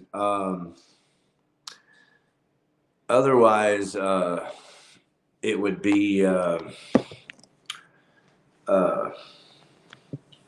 homeboy. The name will pop in my head in a minute. Sorry, man. I'm doing a show and hard for me to remember everything. But so if it's not Jimmy Moody or Rick Kajaka, I mean, I don't know. There were definitely a few people there that I may not. Danny, there you go. Thank you, Danny. So you like me, Danny, also have multiple channels, don't you? Okay, so here's the update then. Is that I do have a computer and I do have a monitor. It's a what do they call them? Desktop computers? Is that what they call them? But it's a IBM home office computer. It's not a laptop or an iPad or anything. It's not It's not a Macintosh. It's not a MacBook Pro. All right, it's a computer. But I do have a real computer with 2 screens. So I have an additional monitor. So I just have to make sure I have it hooked up and then pay for this service. So ideally, Danny, if you want to help, come on over to the house and help me. But otherwise, I might just be able to rely on you for asking you questions like I have over the last couple of weeks. But yeah, that's the idea, is hopefully by next Tuesday when I do the next show, hopefully I will be on live the way that I want to be. And if I do know that happens, I do fully expect to have like either James Norton, and this is the first time I've mentioned it, but James Norton is a local badass guitarist that everybody loves. And so love to have him on, and already reached out to him because I've been just fortunate to kind of get to know him a little bit. Really, he's a super cool fucking dude, and he shreds like a motherfucker. I listen to him shred all the time. He live shreds on Facebook. I told him he needed to live shred more on YouTube. All you people need to get over on YouTube, all of you. I'm not saying get off of Facebook, but you need to get on YouTube. You need to develop your YouTube channels. You need to, if you have community access where you can post in your community, you need to be doing that shit too. And that's what I'm telling you, is that I'm here to help you. Not only do I have a place for you, an outlet to share your social media, but I can help you with the basics and the elementals and the fundamentals of social media, and how to make it entertaining and have a good time while also branding your band, selling your songs, selling your merchandise. But the other side of this whole process is people that love music. Music lovers having a space where they can go interact with the people that make the music that they love. So that's what we're doing here. And it isn't about selling blow your brains out or selling blow your brains out merchandise. Now, I do absolutely fully expect to have blow your brains out merchandise. I fully expect to have stickers. These stickers right here, heavy metal, were made by Jason Birch Everybody knows Jason Birch over at B&B Printing. This was printed by Jason Birch, B&B Printing. This was made. But none of these stickers, Jason doesn't really print stickers that that he can promise are like outdoor for your cars. They'll work on your cars for like a year or so. But this is the kind of vinyl sticker that you need for your guitar case, for example. This sticker is on multiple guitar cases. So that's one of my other clubs. The Outlaw Guitar Case Club. All of you guys that have this on your guitar case, please contact us. Thank you very much for keeping that on your guitar case all these years and traveling around the country, and some of you around the world with that on your guitar case. Thank you very much. But yeah, Jason Birch over at B&B Printing, he will definitely be printing up a lot of new stuff for me that involves Blow Your Brains Out with Rick E. Warden and my 2 new songs, Hard Candy Girl and Tell You the Truth. So yeah, Danny, I'll hit you up. Anybody else? Scum TV, y'all please interact, say hi. I'm going to go ahead and mention some other bands. Scum of the Earth. That's one of the bands. Love to hear from those guys. This is all Skull Press and KNON era bands. Uncle Scam, man, wouldn't that be cool? Ari from anybody involved with KNON. Colleen, for example, I'd love to have you on here. But Ari from Radio Free Borough, or even Jerry Warden. Love to have Jerry on to talk about KNON days. That'd be kick fucking ass. But more than anybody else, I'd love to have Dave Chaos on. Dave, you need to come on my show and say hi and tell everybody about what Jerry Warden and Rick E. Warden did on KNON back when it was on San Jacinto, holding down the metal show and building the foundation for metal on KNON for 5 motherfucking years. That's right. So come on in and join the clan of freaks, Dave. We don't all have to agree on everything. That'd be the stupidest fucking place ever. That'd be a stupid fucking community. What, I live by and pretty much will, be effective here with is just that people be cool. I don't care if you hate Slayer. I don't care. I don't care if you love Slayer. It's cool with me, man. I love Slayer too. I don't care if you hate Michael Jackson because you love Slayer so much. None of that shit matters to me. Your biasnesses are fucking useless here. You can leave your biasness in check somewhere else, because you can rest assured that as I welcome you to come on and be an asshole, you can rest assured that you will bring out my asshole the fastest by sharing your stupid biasness. And I'm going to get into that in just a minute with Rigor Mortis and PANTERA and the Skull Press issue number 2 and how it fits into my story about Outlaw Video Showcase, because Outlaw Video Showcase is going to be a great story. But I want to talk about some more bands. Oh Sleeper. Oh Sleeper was a huge part of Outlaw Video TV. Absolutely. So Shane Blay, Micah, all of you guys, please come on the show and say hi. And so who else? Warbeast. Fucking Warbeast, man. Texas Metal Alliance. If you go back and watch the videos, I interviewed Texas Metal Alliance and then pretty much documented the growth of Texas Metal Alliance becoming Warbeast, and announced their actual signing to Housecore Records, and then did a video that was a Warbeast interview for the record where they were kind of reviewing their own record. And that was my idea. And it was the official release with Warbeast. So I've done a ton of shit for Oh Sleeper from the beginning to, just a long time. And then also with Warbeast. And several other bands. Tim Platt, love to have Tim Platt on here. He was a big part of Outlaw Video TV and me. Bell Epic, love to have the guys from Bell Epic on. But any of you other guys, any of the bands that were part of Outlaw Music Magazine or Outlaw Video TV, if I printed information about your band in a magazine ever, please join this community because you're already part of my life. Just hop on and let's have a good time together and rock and roll. If I ever made a video for you with Outlaw Video TV, please hop on. Let's have a fucking good time together. Build something that people can enjoy and bands can have an outlet for selling their merchandise. And then finally, the Texas stage. Man, if you guys only knew how much I did with this thing called the Texas stage. It was the world's longest standing outdoor music festival in Bushnell, Illinois, called Cornerstone Music Festival. That's where I got to know people like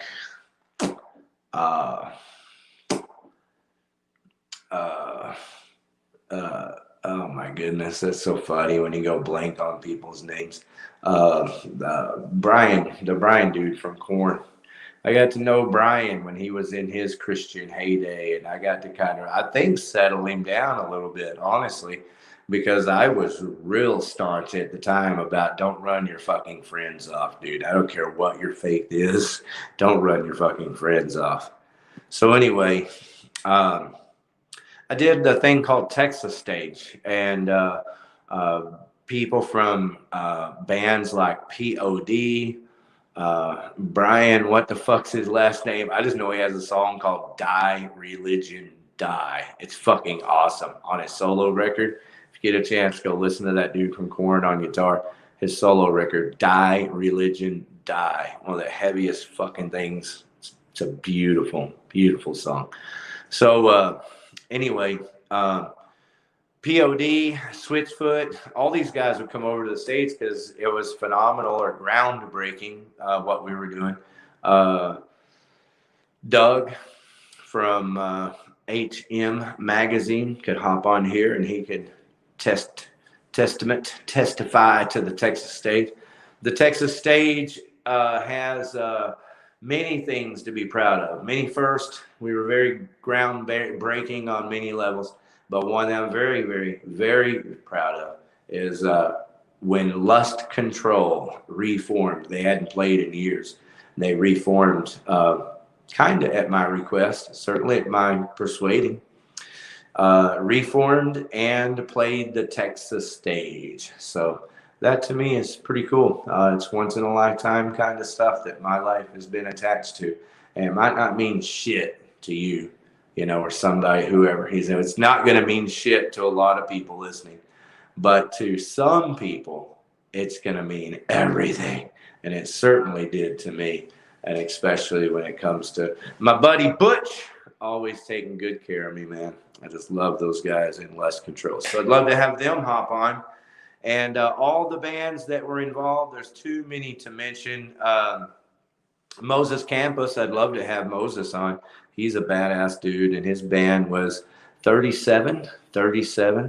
They signed a record deal and were a big part of Cornerstone also. And who were some of the other bands? I mean, there were definitely bands that oh, I know, The Showdown. Like, there's so many bands I could talk about, but The Showdown. Man, I'm so lucky to have had the experience that I had with The Showdown. And it's a good way to go into my story about Outlaw Video Showcase also. But I'm going to hold off because I have a record review and a little bit of news. And I'm going to spin right back around and be out on this VidCast. And that is that Showdown. They were playing here, and it was I think it was maybe the Chariot was on that show. Was it the Chariot and the Showdown and Bell Epic? Can't remember who all was on that show. I just remember the Showdown because I'd always felt a connection with these guys for good reason, but the way we met, we definitely connected. So what happened was it wasn't a huge turnout, and the promoter was saying he didn't have the money to pay the band, and he was actually pleading with the band. The promoter was pleading with the bands, including the Showdown, to be able to pay less because they didn't make the money that they needed to be able to pay the guarantee. And so for some reason, somehow turned to me, and I'm the worst person to turn to if you're wanting support for not paying the band. And to me, it's just business. I'm a businessman, and I think it's a risky business, and it pays off. And like my brother books bands, has for a long time. I know in my house painting business, you don't make money on every job that you do. So it's just the way that it is. But anyway, an agreement's an agreement. And so I told the promoter there in front of the guy in the bands, you got to pay him. If you don't pay them, I wouldn't be surprised if they beat the shit out of you. I think that's what big burly guys like these guys do when you don't pay them. I'm not sure, but I think you better pay them. And so because of that, in part, I got in tight with the Showdown, and they played my stage, the Texas stage, which is pretty unprecedented for a band like that to play the Texas stage. And that inspired bands and other stages to do the same type of thing, whereas they weren't really known for doing that as much before. We, as a generator stage, had the Showdown. So I'd love to have you guys, and especially Patrick Judge, because one of my fondest memories of all that is if you go watch on this YouTube channel, a video of Patrick Judge, the guitar player, playing My Buddy Blaze Dean ML and walking through the crowd with my Roland Cube amp. It's a battery operated Cube amp, just like Dime used to use. Dime would walk around with a Roland Cube amp and his Dean and jam and shred. So I did that with a kid named JJ Keenan, who's being a dick. JJ, you need to show up, you dick. He's a phenomenal guitar player. I'll tell a story about JJ Keenan and them another day. But Patrick Judge, after making that video, I told him, hey man, you might as well just go ahead and contact Dean and get you an endorsement. He's like, no way, man, no way. Really nice, sweetheart of a guy. And I was like, no, dude, like, just listen to me, okay? They want you to have a guitar. They're not going to try to offer you a discount. You're in a big touring band.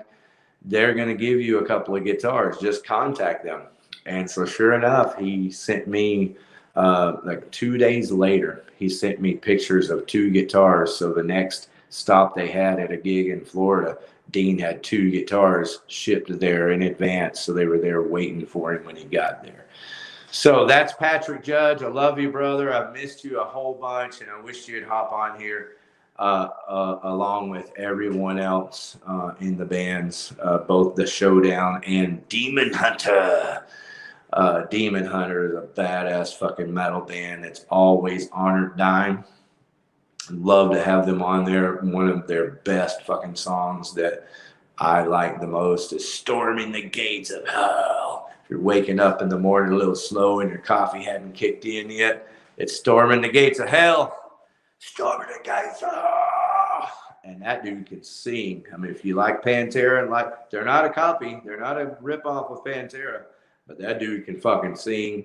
They're a great band.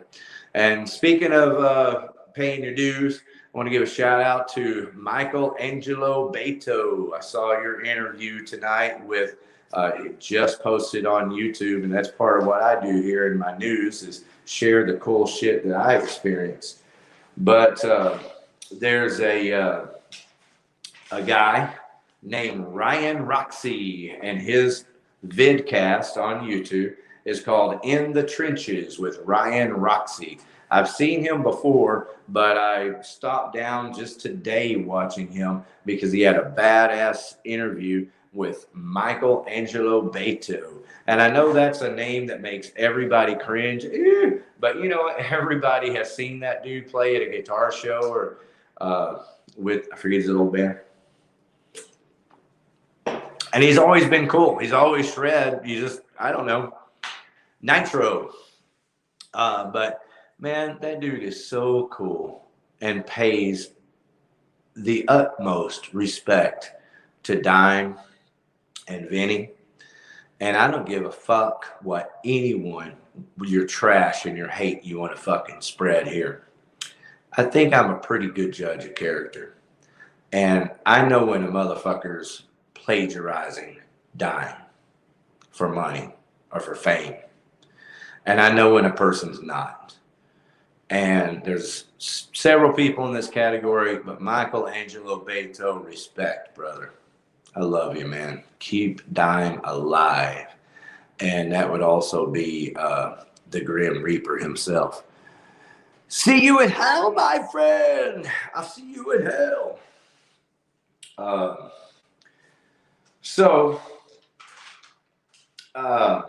On that same note, I want you guys to go over and have a good time on YouTube, checking out Kayla Kent, the badass guitarist that was showcased. She had a feature article written and published by Guitar World. And on her YouTube channel just last week, she published the best, most extensive, in-depth video about Dimebag Darrell Abbott. She made the video about Dime. Now, she's a guitarist. She shreds. She's known for inhabiting the spirit of Dime on lead. She's an amazing fucking lead guitarist. But she's also a documentarian because she made the best, most extensive documentary about the wild playing style of Dimebag Darrell Abbott. So that's what you're going to type in is Kayla Kent and wild playing style Dimebag, and it'll come right up. And then there's Terry Mills, the random dude playing piano that's fucking badass. And the other things I want you to have fun with, all you freaks, are this band Resist and Bite. I wouldn't share this music with you if it wasn't kick-ass. And it's not going to be for everybody. If all you listen to is Slayer and you hate everybody else, then you're not going to listen. You're not going to like it. If all you listen to is Texas death metal and you hate everything else, then you're not going to like Resist and Bite. But if you like Aerosmith and the Black Crowes and I guess AC/DC and Sammy Hagar, you're going to love Bad Marriage.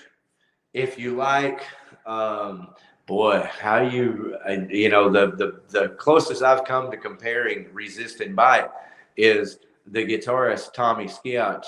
His style is very much wailing. So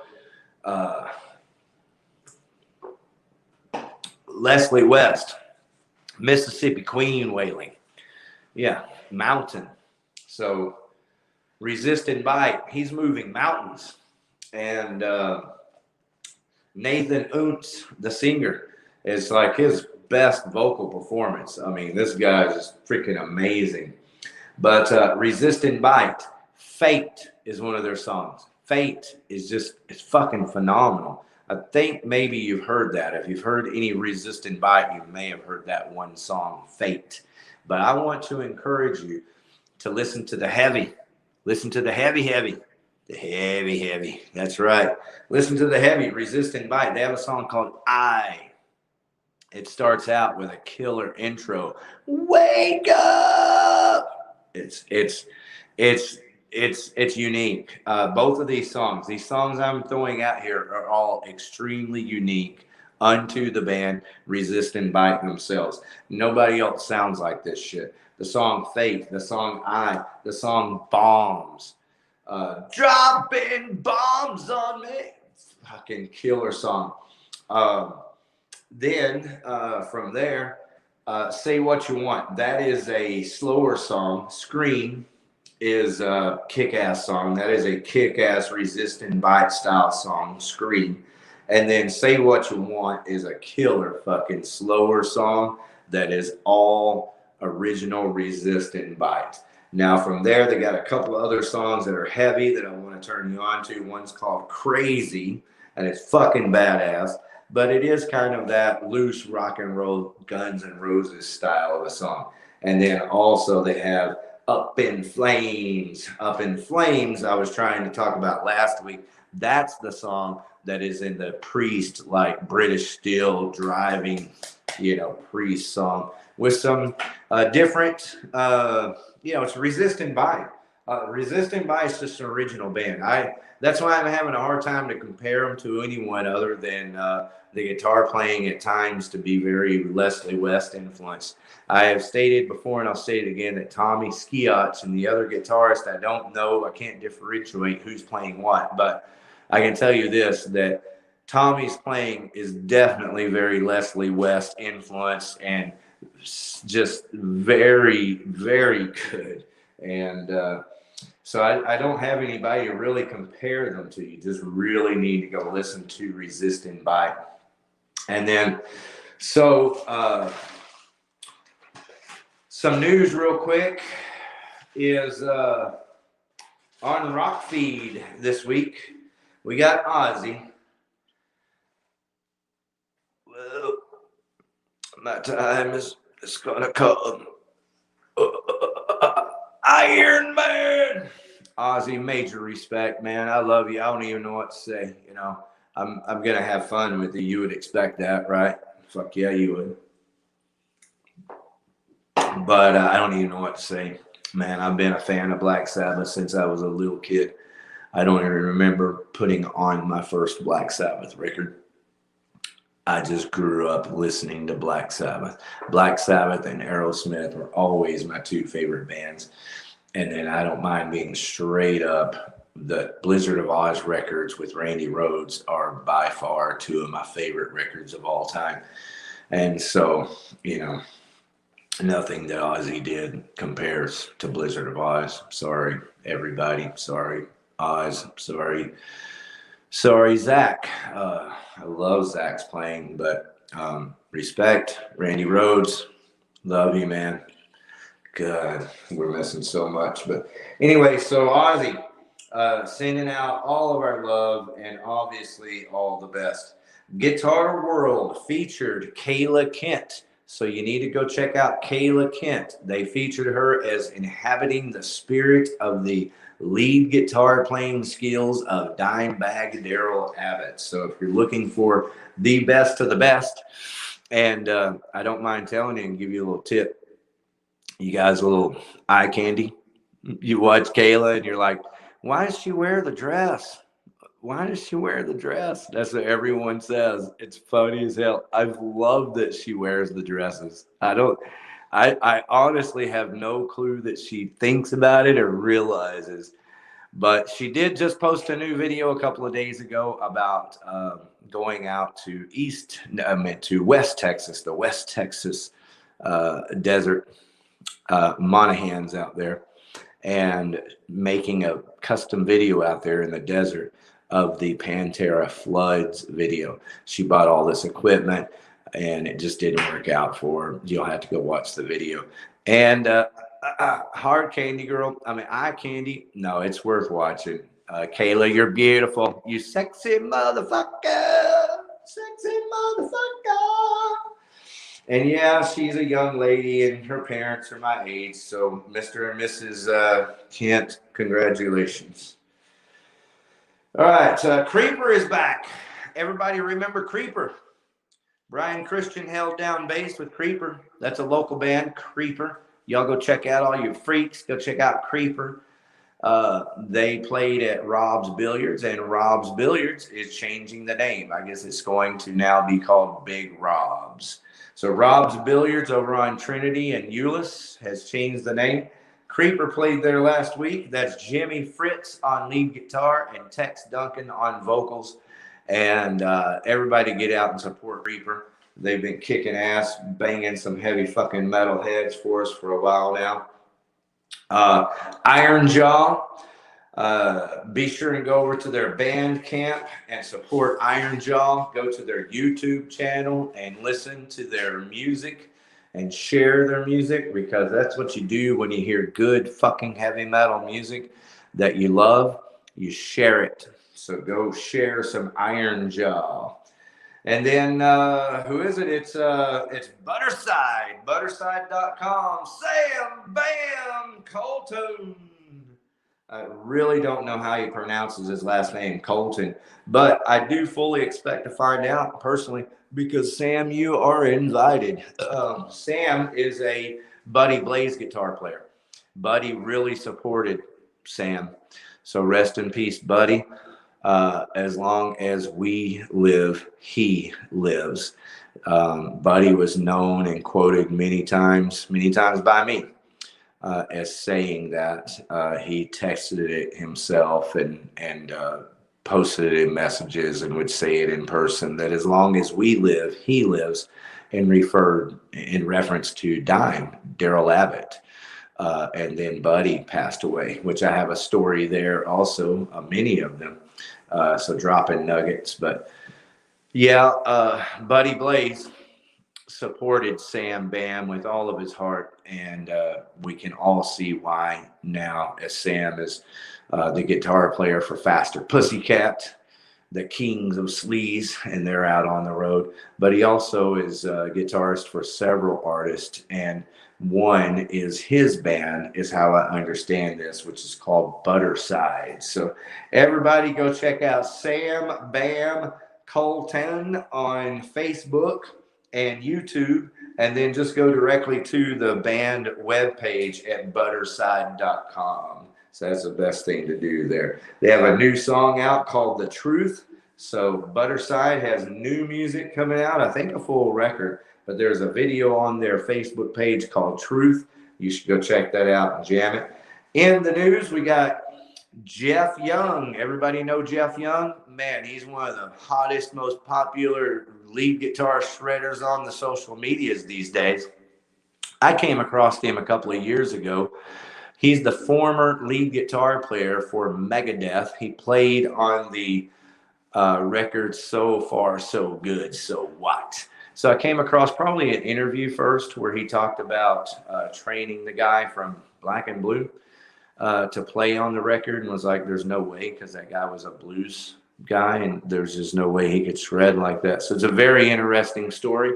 I'll let you go watch that interview. But then from there, I did what I always do when I find a cool musician. I went and listened to his shit. I went and I found him on YouTube and on Facebook, and also found his podcasts. That's right, he has a podcast. And I listened to his shit and went, wow, this dude is cool as fucking hell. And, you know, I don't care if he drinks Jack Daniels all day or doesn't drink Jack Daniels. I don't care if he needs to stretch out before he plays guitar or doesn't need to stretch it. I don't give a fuck. I really don't give a fuck. I like to stretch out before I fucking play. I also like to drink Jack Daniels. Boo. All right. I actually like to drink Crown. And that's another story we could talk about, is the Black Tooth and its origins. All right, the Black Tooth Grin. So Dave Ellison, Jeff Young, and Chris Poland have formed, and they are playing a live music festival. I forget what it's called, and I didn't write it down, so you'll have to go look it up. But you have a lot to look forward to, because that band, those three former Megadeth members, have formed a new band that's, you know, some kind of Megadeth related name. I think they're doing more than that, because Jeff Young has definitely been playing at the Whiskey and doing all kinds of covers and shit. So, man, I haven't wanted to be out in LA in a long time, but honestly, I would love to be out in LA just to see Jeff Young doing his shit and hang out with him. And then I would also like to be in Vegas, mostly to see Johnny Monaco and hang out with him, but also to see Jason Green and many of my other friends in Vegas. It'd be nice to run across Sebastian Bach, wouldn't it? And Eddie Trunk doing their live shit. Everybody, if you don't know, Sebastian Bach and Eddie Trunk are just blowing up the social media. So go over there and watch those guys jack off together. It's a lot of fun. All right, so I'm going to go ahead and start wrapping this up with my story. I'm going to just check here. I've got comments. So I've got text me, opinions. Let's catch up, man. Yeah, all that shit. Like, I've just got to get this computer set up, bro. I've just got to get the computer set up, the monitor set up, and it's all running so that this time next week, I'm doing all the shit that I'm talking about instead of talking about it. So that means that I'm pretty sure I can do it myself, but I can certainly use the help. So if you want to, I keep my grandson every Thursday through Sunday. So the best times for me are Sunday, Monday, Tuesday. That's why I do the show on Tuesday, Wednesday, and then I pick my grandson up Thursday, and I keep my grandson every Thursday through Sunday. Everyone, all of my friends are welcome here at my house always, but I have to kind of forewarn you. When I have my grandson, I give 100% of my time and attention to him, and it's still not enough. So I don't really do much else other than take care of my grandson when I have him. And but I'm very productive otherwise. All right, so going back over here to comments. This shit's about to turn dark really fast. So let's see if I can put up a poop comment. Let's see, why the hell not? We'll have some fun here. Post comment. Let's see if I type in poop, if it will give me a one of those things. Nope, it doesn't. So I'm just gonna post it up anyway. Poop. It's time for some poop. Shit's fixed to get dark in here. Outlaw video showcase. Me and Carrie and Gidget did Outlaw video showcase. We did 5 of them very extremely successfully. I have not spoke about it all of this time publicly because Carrie and Gidget asked me not to. That's the only reason. Otherwise, I'd have done tore a new asshole to Johnny Bone years ago. I think I've made myself clear over the years to Johnny Bone and the members of World Beneath World, but I'm not entirely sure. So I want to continue to extend the olive branch. Peace, Johnny Bone. But while at the same time not being a fool, right? Because I know what happened. You know what happened. I know what needs to happen, and you know what needs to happen. So what happened is real simple, is that I knew Gidget from childhood, from back when Shane Duvall and Allison and me and you and all of us used to rock and roll together and listen to Motorhead records and smoke weed. So Gidget's been my buddy for a long time. She went out to California and she met this beautiful person, Carrie. Carrie is my sensei. She taught me some cool shit. Carrie's badass. Both of them had the same kind of heart that I have for music and music lovers. Everyone who knows Carrie and Gidget knows exactly what I'm talking about. They're kind of extreme about their love for music, like me. So we were like three freaks in a pod. So we were spending a lot of time together, me and Carrie and Gidget, out at clubs, checking out bands, partying, hanging out at the house together, playing with the dogs, everything. Just having a good time. And it just made perfect sense to me. I was already doing the interviews with Outlaw Video TV, so it made perfect sense to me to turn that into something with some friends who cared and loved music and people who love music like me.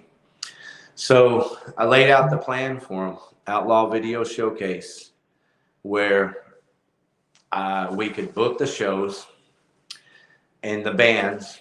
And instead of promising the bands money, because we didn't know if we would have money or not, but it also worked into the overall idea of community and helping promote the bands while also promoting Outlaw Video Showcase. And so what we were offering the bands were 2 professionally edited videos of 2 of their songs in a live performance. And that was our payment. As far as I was concerned, that's about a $200 value. It's worth a lot more today. But back then, 10 years ago now, whatever it was, you know, it was damn sure worth $200 for those songs, because keep in mind, we had professional lighting, professional cameras, professional photography, everything. I mean, you go watch the videos, they're fucking badass. The edits on them are badass. There's no reason for anybody to have not been 100% way fucking cool with the videos that we produced for them for our agreement for playing these shows and not making money. And so let me make something very clear. I never made any money. I spent probably, I'm very conservative in my guesstimations. So if I'm going to guess, easy $2,000. I spent $2,000 in 5 shows that we did, 5 Outlaw Video Showcase shows that we did. I spent an easy $2,000, and that's money, not counting my time. I'm talking about for gas, for printing posters, for batteries, tapes, help doing all the shit. I mean, really, I never made any money. I spent just like everyone. I'm not the only one. I'm not complaining. That's not what this is about. I'm saying that no one should have been complaining. And since Johnny Bone of World Beneath World took it upon himself to fucking publicly complain and freak Carrie and Gidget out to the extent that they quit doing Outlaw Video Showcase, that's why I'm bringing it up. We worked very hard, the 3 of us. We invested our own money, a lot of our time, and we successfully built up Outlaw Video Showcase, a showcase that benefited the local music scene in a way that had never been done before and has still never been done since. We did it. It was successful. There was only one way that it could not continue to be successful, and that was for someone to not enjoy it, to be fucking intimidated by it. No, fuck it, I'm out of here. I ain't making any money. It's not worth having my name dragged through the mud publicly. So here's what happened with Outlaw Video Showcase. First and foremost, most important, is we helped a lot of bands. We booked the shows, and we told the bands we would do 3 things promotional-wise for them. One was that we wanted them to all come to the venue and have a beer together with us and make a promotional video. So we made a video with every one of the bands for every show promoting the show. Okay, so we did that, a professionally edited promotional video. And then we also told the bands, and we did what we said we would do, that we would go out to them, that we would go to their practice rehearsal space, or we would go to another one of their shows. But we would go to them and in their environment, create some social media. So we were doing live back then, 10 years ago, when it was first available on Facebook. We were doing live music, band promotion videos and edited videos, but mostly live videos promoting the bands back then. And we were doing it all for free. And yeah, the bands, anybody could always say, oh, well, we were helping you because, you know, we don't let just anybody come to our band practice. We don't just hang out with everybody. You got to hang out with us. Well, okay, if that's your attitude, all right. I guess some people have that attitude. A lot of bands have that attitude. That's the point that I'm making. Is you fuckers got to drop that shit. Really, I won't put up with it. You can bring it here, but you will bring out my asshole so fucking fast by hating on other bands, by hating on other people, working hard to build up, or just to share. Just fucking sharing music. People who love music. You try to tear them down in front of me, it'd be like those pit bulls that jump on girls' backs and like clobber them. Literally, those pit bulls. I've seen them multiple times, like jump on girls from behind that are not expecting a giant pit bull that's like a man 3-4 times their size to clobber them with all of their speed and all of their weight and call that fun. No, pit bulls, that stupid fucking idiotic shit. You ought to have your ass fucking beat like I've done to you a couple of times. I hadn't ever kicked anybody's ass, but I'll damn sure grab you in the pit and fucking move you around the goddamn pit out of the way and tell you not to fucking do that shit in front of me. That's right. You don't fucking hurt people in the pit on purpose. If people get hurt in the pit on accident, it's cool, dude. I understand. That shit happens. I've got hurt in the pit on accident many times. It happens. But to be intentionally hurting a motherfucker anytime, ever in front of me, whether it's in the pit or whether it's this pit, on this feed, on this show, I won't put up with your fucking bullshit. Like I'm not putting up with Johnny Bone anymore. We booked our final badass show. It was very successful. We booked it at Diamond Gyms. Carrie had the responsibility of booking the shows. This is how the duties broke down.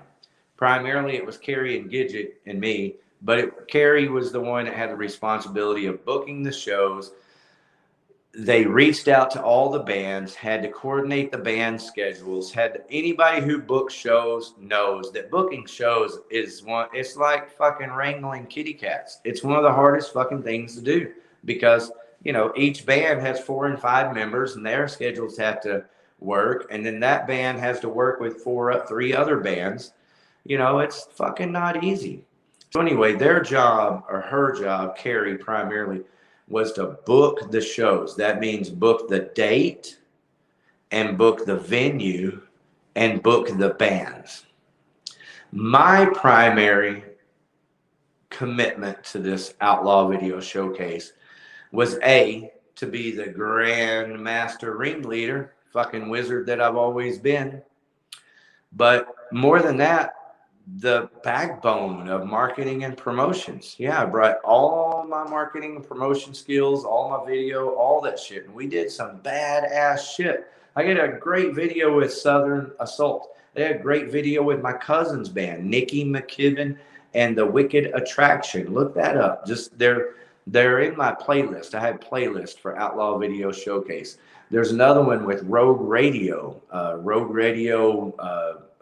Hog Wild or something, where we're all on bikes and shit. It's fucking badass. We had a great time doing that shit. And I'm telling you, no one has done anything like it since. No one. And it's fucking stupid. Why? Well, because I'm not doing it. Because no one else has the vision and the creativity that I have. So that's why I'm doing this. And I could have been doing Outlaw Video Showcase all this time and helping or just sharing music and sharing my love and building this shit up years ago. But what happened was Carrie booked the show, and that night or the next day, rest in peace, my fellow Draw the Line original Aerosmith Texas Jam rock and roll brother, Bruce Corbett, calls me. We'd been working together a lot. My name's on the Rigor Mortis movie in the credits. me and Bruce Corbett have been working together a lot. I've been doing a lot of video for him, and I documented his band, Texas Metal Alliance and War Beast. We've been doing a lot of shit together, spending a lot of time together. It was a good time in my life. So he calls me and he says, Rick, you got to reschedule that show. I'm like, breaks. I don't reschedule anything. Bruce, you got to understand, man, this is a team, and I don't book the shows, and I don't reschedule shows. All I do is support the person that books the shows 100%. And he said, no, you don't understand, man. It's booked on the same night as the Rigor Mortis 20-year anniversary show. So Rigor Mortis had booked a show at the Rel at the same time that Carrie was booking our show. Bruce was convinced that I already knew. I didn't. Like, I did not know. I might have known that Rigor Mortis had an anniversary show scheduled. I might have. I don't know. I don't know. But because I didn't know. But I certainly didn't know the date. And I didn't have the ability to do shit about it. I don't know why Carrie booked that night. I don't know why Carrie didn't look and see, oh, that's a 20-year and Rigor Mortis reunion, we shouldn't book that night, or I don't know. And I don't fault her. I'm telling you that she worked her fucking ass off. And if anybody books shows, please leave a comment here and support us. Booking shows is a pain in the fucking ass. Promoting the shows isn't easy either, especially with all my magic, man. Takes a lot of fucking time, a lot of creativity and ingenuity goes into promoting that shit the way that only I do. Really? Tell me who else fucking promotes the shows like I do. Leave the goddamn links. Tell me the band. Tell me the person. I can tell you. His name is Bruce Gibson. Bruce Gibson's the only person that fucking comes close. There's a couple of other people. Mike and Soaste, I give you credit, brother. Jam Magazine, Lit Magazine here locally. Linda Holler. Man, I'd love to hear from Linda Holler. I'd love to hear from you too, Michael. Barry Bond. I'd love to hear from all you guys. Get on the show. Let's make this a fucking parking lot, heavy metal, punk, rock and roll community here. But, that's a story in itself. Photographers. And me, and the front of the stage. So Bruce Corbett calls and says, man, you have to move that show. You don't understand it. Like, you have to move it. Like, he was fully expecting me to move the show. And I already knew I couldn't. And I told him. I said, I'll contact Carrie and ask her one time, but that's it, dude. She says no. I don't want to ask her because I know she worked hard to book it. But I did. I asked her. She said no, and that was it. So we moved on. We promoted the hell out of the show. It was World Beneath World. I believe Faded Grace was on that show. I can't remember, but I know this, that we had about 200 people showed up to Diamond Gems. It was well over 100. I never got a head count, but we had a lot of fucking people show up. I mean, I actually broke even. That is the first time that on the show expenses itself, I broke even. I didn't make any money, but I broke even. I didn't lose money. All the other shows I'd lost money on building this damn thing up. And the idea for the record was, when it did make money, to take that money and invest it back into the show, back into the bands, back into the promotion of the bands, and continue to build Outlaw Video Showcase like the professionals that me and Carrie and Gidget are. So yeah, we successfully built this thing called Outlaw Video Showcase. And on a night when one of the biggest heavy metal bands in Dallas-Fort Worth, unfortunately, Rigor Mortis was playing at one of the biggest clubs, the Rel. So I'm sure there was, a couple of hundred people there. So we had well over 100 at Diamond Gems, a hole-in-the-wall bar in Arlington, Texas. And they had a couple of hundred people at the Rel in Fort Worth at the Rigor Mortis Club. And I'm so fucking thankful that they had a successful show, because it would have sucked if they didn't, because I love the guys in the Rigor Mortis. I was at Dallas Sound Lab. I'd say the Rigor Mortis was there 5 days recording the record. The first Rigor Mortis record with the hit Reanimator and Die in Pain. Yeah, that record, the first Rigor Mortis record, was recorded at Dallas Sound Lab. And that's back when I was doing KNON, the metal show. I was also doing the Skull Press. And there's a badass fucking story or two or three connected to that time and the Skull Press. And I would love to share them with you, but I'm just dropping nuggets right now. That's right. Did somebody say, what? Producer? Yeah, Carrie Crafton. Carrie Crafton was there at Dallas Sound Lab producing, and I was there at least 3 days of the 5 for like, the whole time they were there pretty much. Why? Because, ow, Dime, love you, bro. Mike Scotia, love you, bro. Fucking John Sykes rules, doesn't he? God damn, so fucking exciting. It hits you like a hammer. We're not dead yet, we're not dead yet, we're not dead yet. What's up with that? So yeah, man, Johnny Bone could not fucking be happy that on a night, any other club he'd have been at, it'd have been dead because everybody had been over at Rigor Mortis. But Johnny Bone, instead of fucking just being supportive and thankful and appreciative, from the stage is when he started, on the stage during the show. This club needs to pay us more money. Look at all the people here. Y'all owe it. Well, one is the club didn't fucking owe them anything. The club wasn't paying anybody shit. It was me. I was the one running the door. It was us, me, Gidget, and Carrie. We took the money from the fucking door, and we barely broke even. And we weren't about to fucking pay you a goddamn penny out of our pockets, no matter how much you fucking grovelingly expect a motherfucker to pay you money out of their pockets. Our agreement was to make the fucking videos. That's what we did. We made some goddamn badass promotional videos for your band. We got over 100 people, well over 100 people out to Diamond Gems to see your band on a night where most people were at Rigor Mortis. And you want to bitch about getting more money when there was no more money?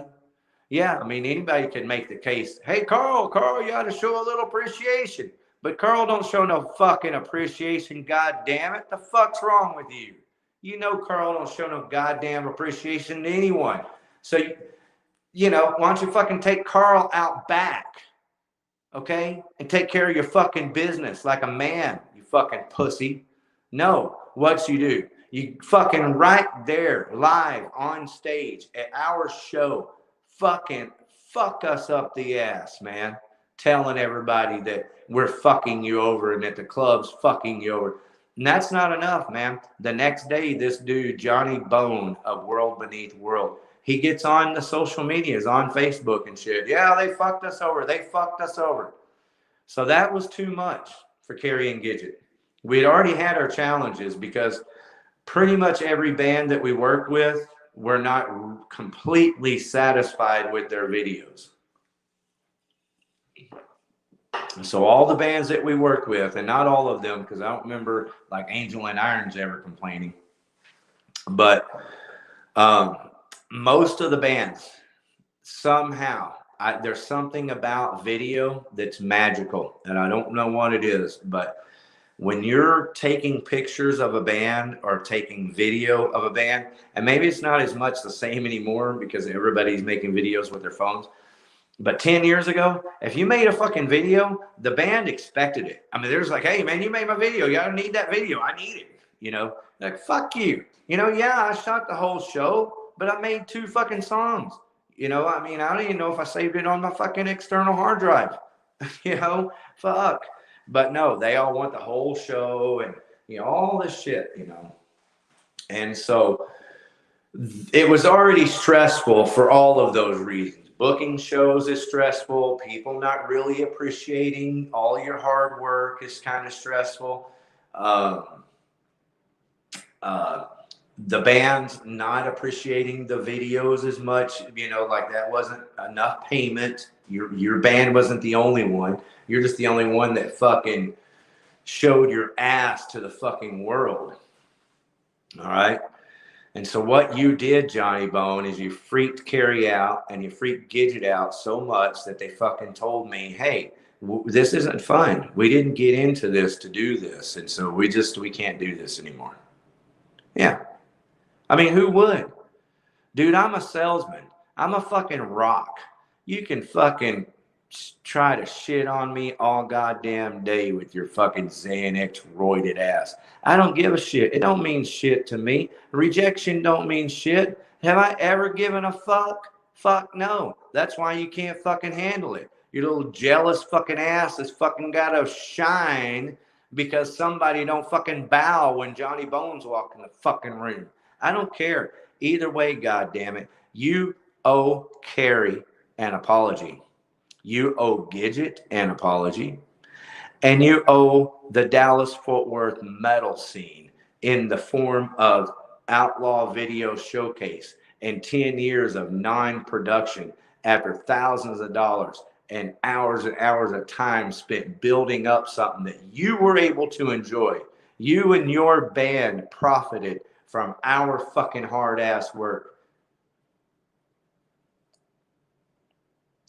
Okay? So it's assholes like you that fuck it up for everyone else. I shared that story for two reasons. One, because I wanted to tell that fucking cocksucker for years publicly how much of a cocksucker he is and how much people like him fuck up the music scene for others. Now, to take it off of Johnny Bone and World Beneath World, I want to tell you, this is nothing new. Humans are this way towards each other every day. Bands especially are this way towards each other. When I had the Skull Press going, I interviewed PANTERA and I interviewed Rigor Mortis. Rigor Mortis fucking shit all over PANTERA. Like they thought just PANTERA were pieces of shit. And of course, everybody's going to go, well, they were glam back then. No, they weren't glam. They were playing a fucking Motley Crue record. They weren't glam. PANTERA was never fucking glam. All right? So that's just stupid fucking bullshit. Anybody who ever says PANTERA's glam, bring it on. Bring it on, man. I fucking splatter that goddamn argument against the fucking surface all goddamn day long. PANTERA was never glam. Just because you got a picture, one picture of a fucking band with some hairspray, that makes them glam? You fucking idiots. Listen to the goddamn music. Listen to the fucking music. It's called metal magic. It's called heavy metal rules. All right? Dimebag Daryl Abbott was as good as fucking Randy Rhoads and almost Eddie Van Halen fucking way back then. Way back then. There wasn't no fucking glam shit going on, you fucking idiots. So Rigor Mortis, nevertheless, hated them. Fucking hated Pan. They hated everybody. They hated Poison. They hated everybody, right? If you didn't like Rigor Mortis, you were just fucking shit. Well, PANTERA was kind of the same way, all right? They didn't hate on Rigor Mortis. They kept to themselves more, but they still, didn't care. I mean, Dime did. Dime's the exception. But even still then, dude, PANTERA was not fucking out to help all the local bands. All right? No bands are. That's my point. If I can share one fucking bit of fucking treasure, knowledge, experience with you, and one of the things that we can fucking do here to change this fucking bullshit is the hate. Stupid fucking my team is better than your team bullshit has been fucking up music forever. I can guarantee you. Go watch the Rigor Mortis interview that I did with Casey Orr. and Bruce Corbett. Casey's been on record for a long time now stating, yeah, we were a bunch of fucking assholes. We said a bunch of shit, drinking fucking beer and fucking fired up as fucking being assholes. All right? Well, that's cool. I'm glad, man, that he's able to have that attitude now. But you know what? The attitude I had then was that's a bunch of fucking assholes. And I told them. And Casey, you all know I told you all that. That's fucking asshole bullshit. But they did it anyway and wanted me to print it in the magazine, so I did. But this division has always been intact, okay? You're every band's favorite until you like another band. And it's that simple. These bands, it's not like not understandable. Musicians work hard. They pour their heart out into their music. When someone comes along and likes their music and spends money at the bar on drinks and buys their t-shirt, they want that band to be like loyal, you know? I mean, who wouldn't? Of course you want them to like your band and be like, come to all your shows. But man, as soon as you find out that your loyal fan is across town watching one of the other band's shows and buying their t-shirts, yeah, that's what I'm talking about. That's where the problem's at. It's time to get over that shit, all right? It's just fucking bullshit. So, I know who you are. I know that you exist. I think most people understand what I'm saying. Haters are going to hate. And haters are going to fuck shit up. Well, you're welcome here. Like the door's not closed to anyone. You're fucking welcome. The FBI is welcome. You know, the ones that make sure that we are all safe and secure in the clubs when we play our music. Make sure it's not too un-American or anti-patriotic or anti-American and unpatriotic. Those are their terms for the record. If you are a performing artist and your music is deemed by the FBI to be too anti-American or unpatriotic, those are their terms, then, well, the insurance liability, the club owners and managers just reminded by the FBI that their liability insurance doesn't cover inciting riots. And that's it. That's the FBI controlling the local music scene in a nutshell. So I'm aware of all of you. Most people aren't. Most people can't even understand what the fuck I'm saying. So I'm going to say it real simple. I'm an asshole too. And this is my place to be an asshole when I choose to be. And if you come on here being a fucking asshole, like, well, let's say Johnny Bone, who fucking is a fucking cock-sucking asshole.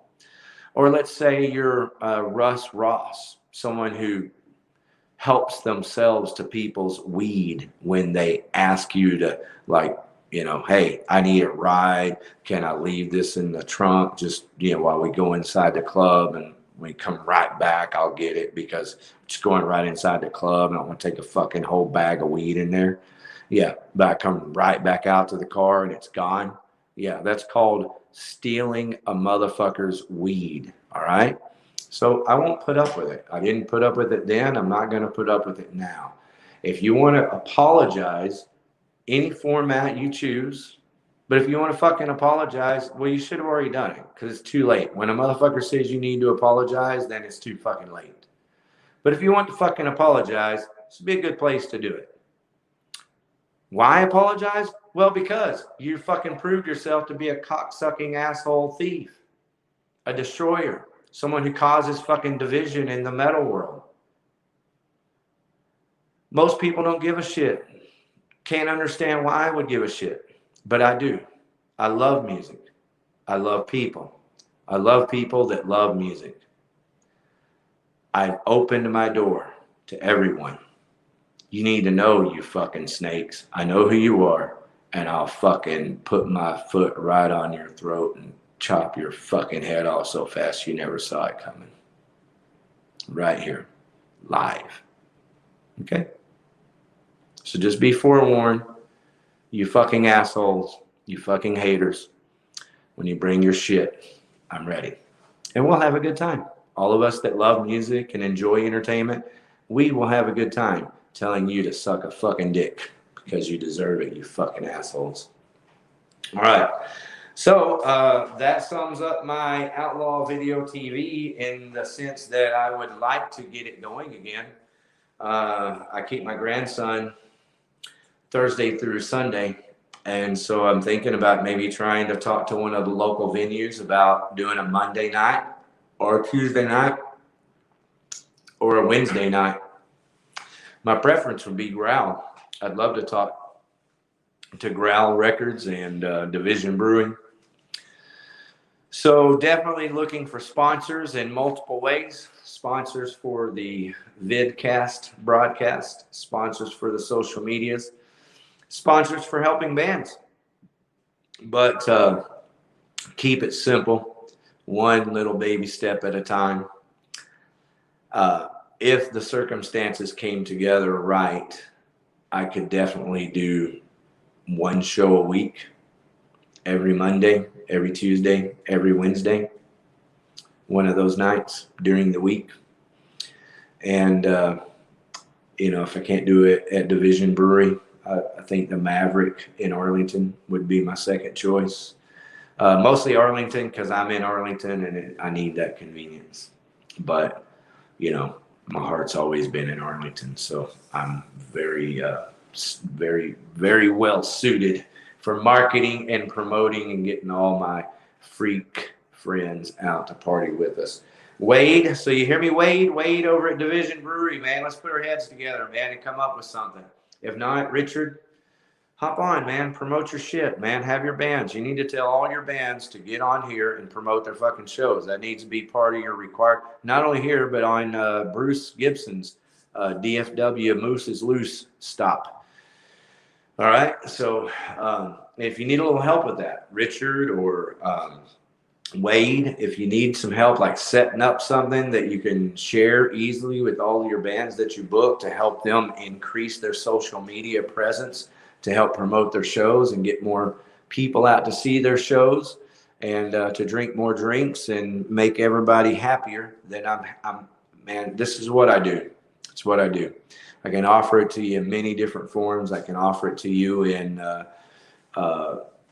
video advertising today. That's one of my Facebook pages, video advertising today.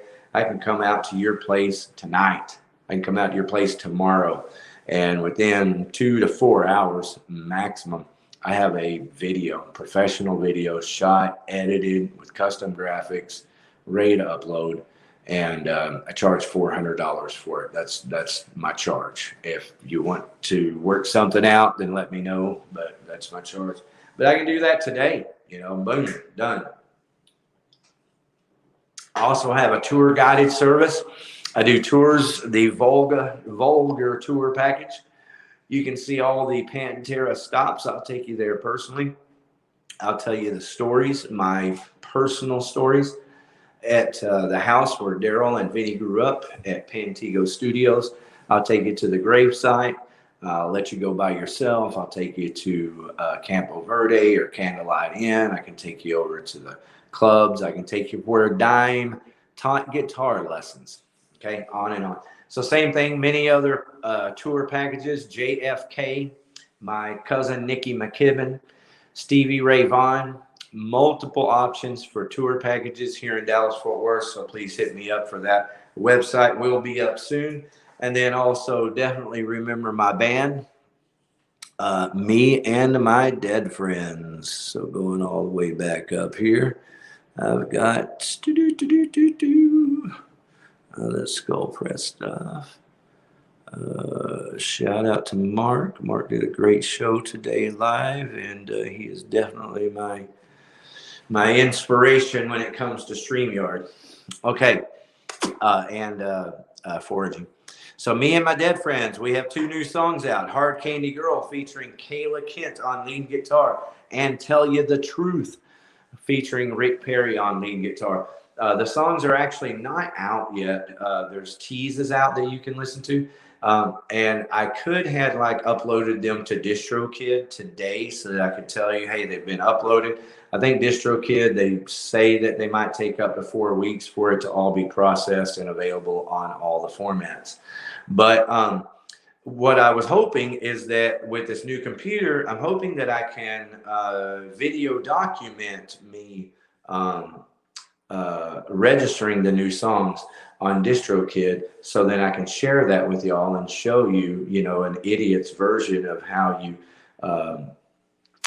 do that. And then also some of my other immediate sponsors that I'm looking for, and I'm looking to like Abundant Harvest. Todd, please help me out with this. Come talk to me, baby. But Avalon also, some of the clubs. If you're looking for legit promotion, I've got a great idea of how we can all help each other get major entertainment value marketing to promote your venues or your business or your bands or your clubs, your venues. And that is by documenting live the recording of heavy metal music.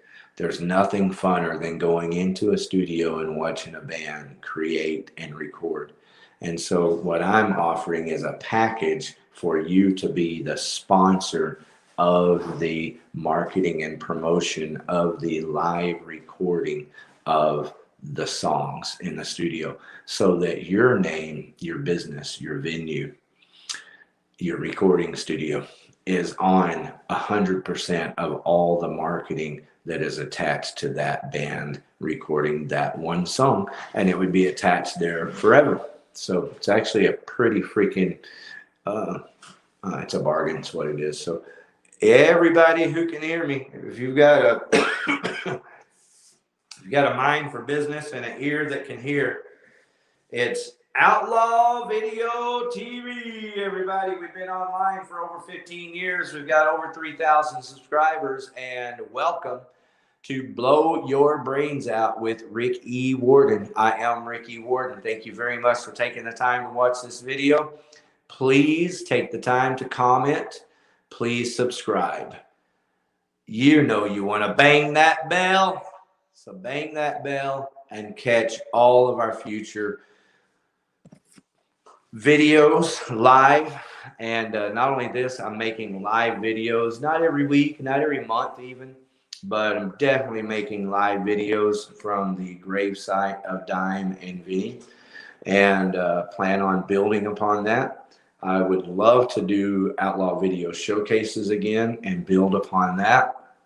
So a lot of exciting things happening here that will be external, but very much part of this community here with Outlaw Video TV and Blow Your Brains Out with Rick E. Warden. All right, freaks, thank you again for rocking until we drop together tonight, Tuesday, May the 31st. On my way out, I'm going to hit a couple of these things here and just play broadcast info. So all about Blow Your Brains Out. This is live. So I guess it just, I don't know. Either way, sincerely from the bottom of my heart to all music lovers everywhere. To Jason Green, thank you, Jason, for everything that you do. There's no hate here for you, man. Nothing but love. Nothing but love for Jason Green. Hey, there's nothing I would rather do than waste some time with Jason Green. So I encourage all of you guys to go over there and watch his interviews and his live broadcast with the great Johnny Monaco, who is now playing lead guitar for Stephen Piercy and the voice of Rat. So a lot of exciting things happening over there. And just for fun, go visit Terry Miles, the piano player dude. I would love to have him on my show, so hit him up. That's Freak Army shit there. If you want to go out and help me, let's go talk to Terry Miles and bring him on. That would be a lot of fun. And I'd love to have him on as a regular. I think that's my vision, man. I want to fucking make this community work worldwide for all of us. Love dominates the world. That is my song, Love Revolution, my band, Mr. Freak and the Freak Show band. It's a love revolution, a love revolution, a love revolution, love dominates the